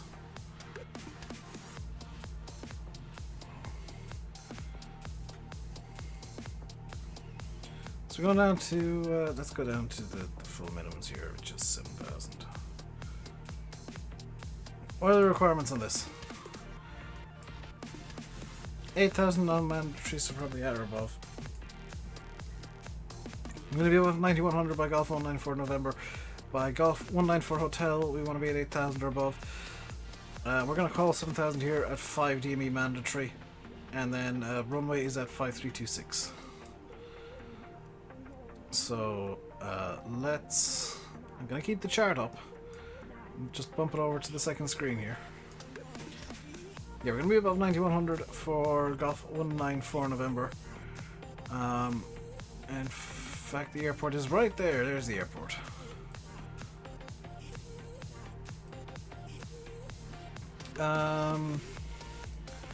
So it's 7,000. Let's bring this all the way down to 7,000. Got our QNH in.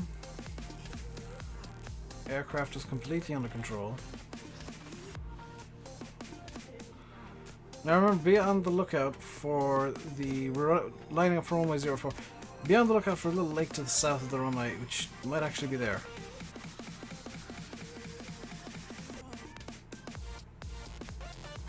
So yeah, we've passed 194 November at 10.5, which means I want a bit more vertical speed, please. Bring it up to 900 feet per minute. Now we do have the airport in sight. I could and probably should bring it in by hand and just fly visual, but we're going to wait until we're down at 7,000, then I'll take over and bring this in visually. Like I said, we're keeping the speed up, we're still at 130 knots. I could throw out flaps 1 now, or approach flaps, but we're fine. Let's give the time a quick tweak though. That's too much tweak. Too tweaked. Too much tweaky. There we go. There we go. A nice sunset landing in Lesotho. And for landing now, we swap to the most full tank. Let's get our prop and mix up to max. And just keep about 135 knots there. You're coming a small bit to the right of the runway. You're actually lined up on a taxiway at the moment, but we should be fine. There's 9100. We're currently, like, we're gonna need to It's gonna sound silly, I need to go idle and pull out the flaps. Found the stream again, welcome back Alex. So what I'm doing here is I'm bleeding speed horizontally to gain more speed vertically. We're not descending as fast as we need to be. Because Golf 194 Hotel, we should in theory be at 8,000, we're actually at 8,500. 5 DME, which is 2 miles out, we need to be at 7,000. So I think I'm good to reintroduce some throttle. Gonna keep the flaps out, just keep it going nice and slow.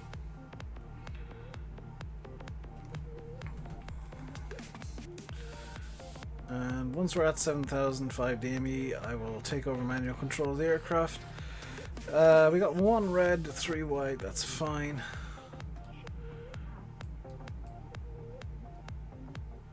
Should be making the Pappy Sappy sometime soon. See, okay, let me explain the Pappy lights real quick. This lighting system here to the left of the runway, the 4 lights lined up.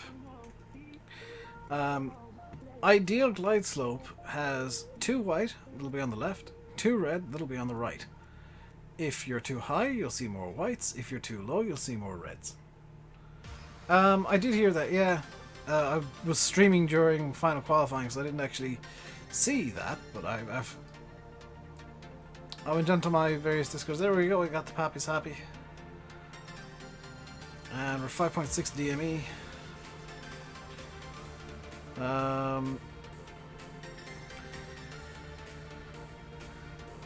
Do we pull autopilot now? 5.1, 7100, come on, hit 7,005. 5 DME, and there is 7,000, small bit high, but not by much. Right, let's pull autopilot.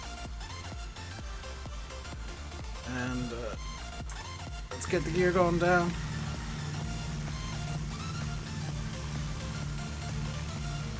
And bring the flaps out to full.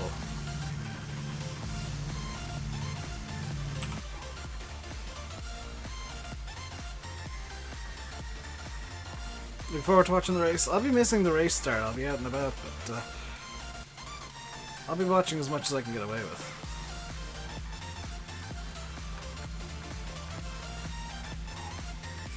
Gonna need to pull the flaps back in a small bit because we are going down a lot faster than I'd like. In fact, I've now got I've got the throttle pinned and we're only now leveling out, which we need to do because we're way low now on profile. Keep it level. Gonna land with a single notch of flaps, don't need full flaps because the plane wants to die if I do full flaps, it seems. And this is still throttle fully pinned, everything is maxed.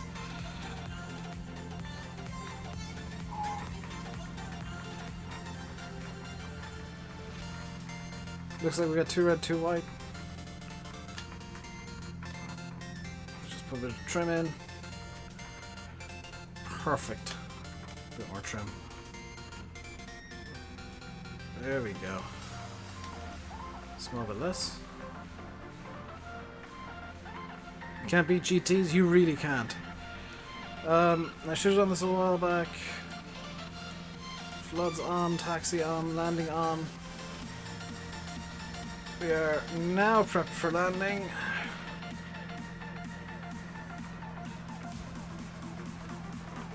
Except we are too far right. We should be able to get this back in the 1,000 odd feet we have until landing.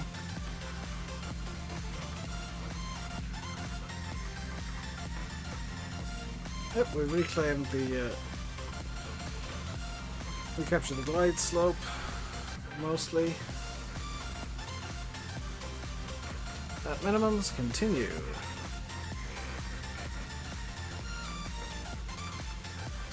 Now start pulling out the throttle. And do a bit of pre-flare here, just to keep the plane going nicely.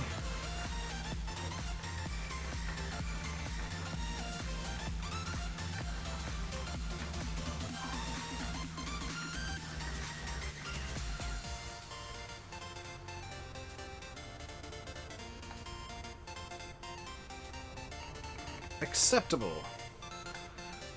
That'll do, quite honestly. Right, let's get the chart up for the actual airport and see where we are, where we're gonna go. So, we're obviously on the runway. And we want to go to the GA apron if there is one. Which means we'll take... Looks like we'll be taking Alpha off left Bravo. Intercept... Oh, we can take left. No, it'll be... right Alpha, right Bravo, left Charlie, and then to the J ramp.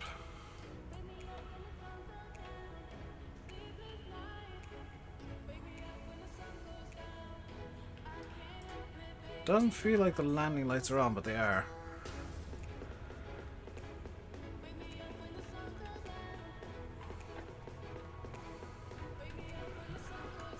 So there's Bravo, or Alpha, or whatever taxiway this is.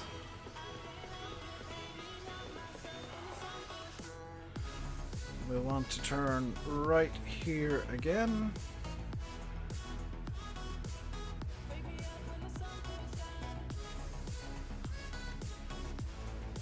And then over to the GA ramp.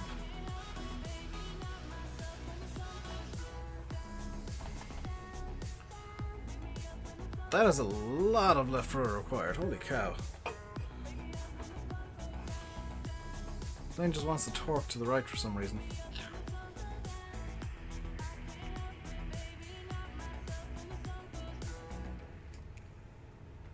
I think we've passed the taxiway I wanted to use. Yeah, we definitely have. Because this airport seems to be slightly slightly off from what it actually is now. And that this taxiway doesn't seem to exist. This runway does. Which is a nice bonus. The taxiway doesn't seem to exist. Let's just shed a bit more light on the matter. 5 PM.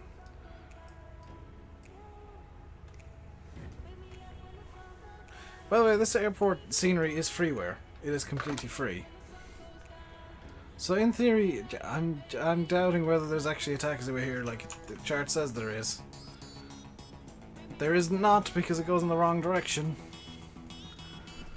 Right, let's spin this around and find a taxiway off to the left, off to the right.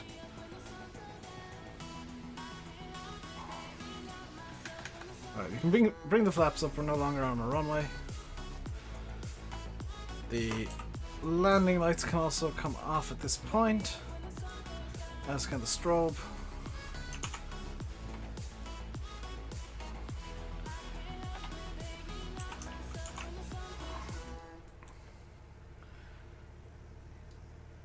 And we just need to find a taxiway that's going to bring us where we want to go.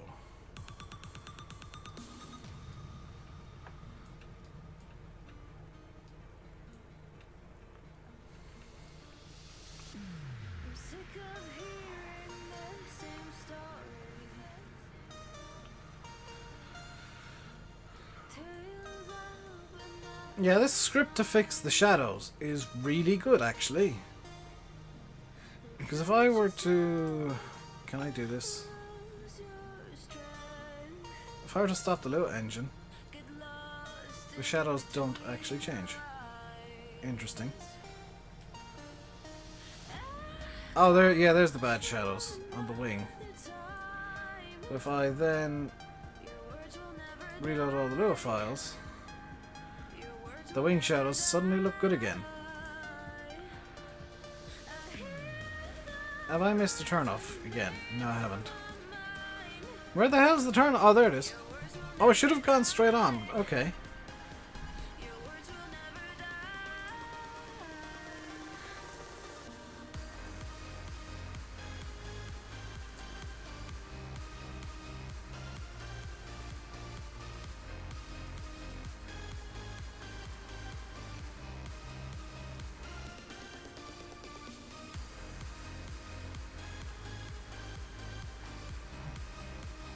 Sometimes I do get lost in taxiways because the charts don't match what the airport is. And unfortunately, this is one of those times where the charts don't match the airport at all.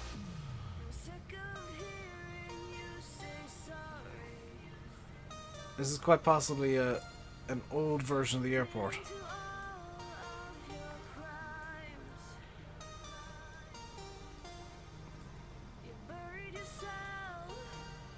Let's I mean, we can park wherever the hell we like here, really. Let's park up beside the 737. Which for some reason is at the GA ramp.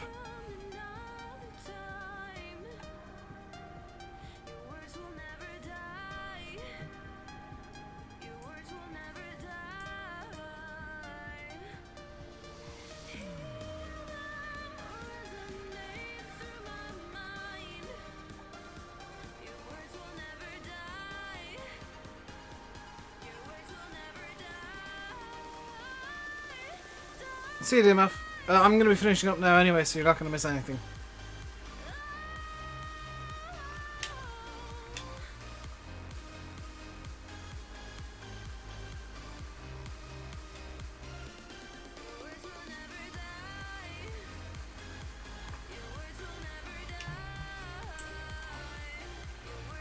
Let's get parking brake on. Fully on, please. Oi. Fully on. There we go. Flaps are up, gears are down. Let's the engine shut off and turn everything else off.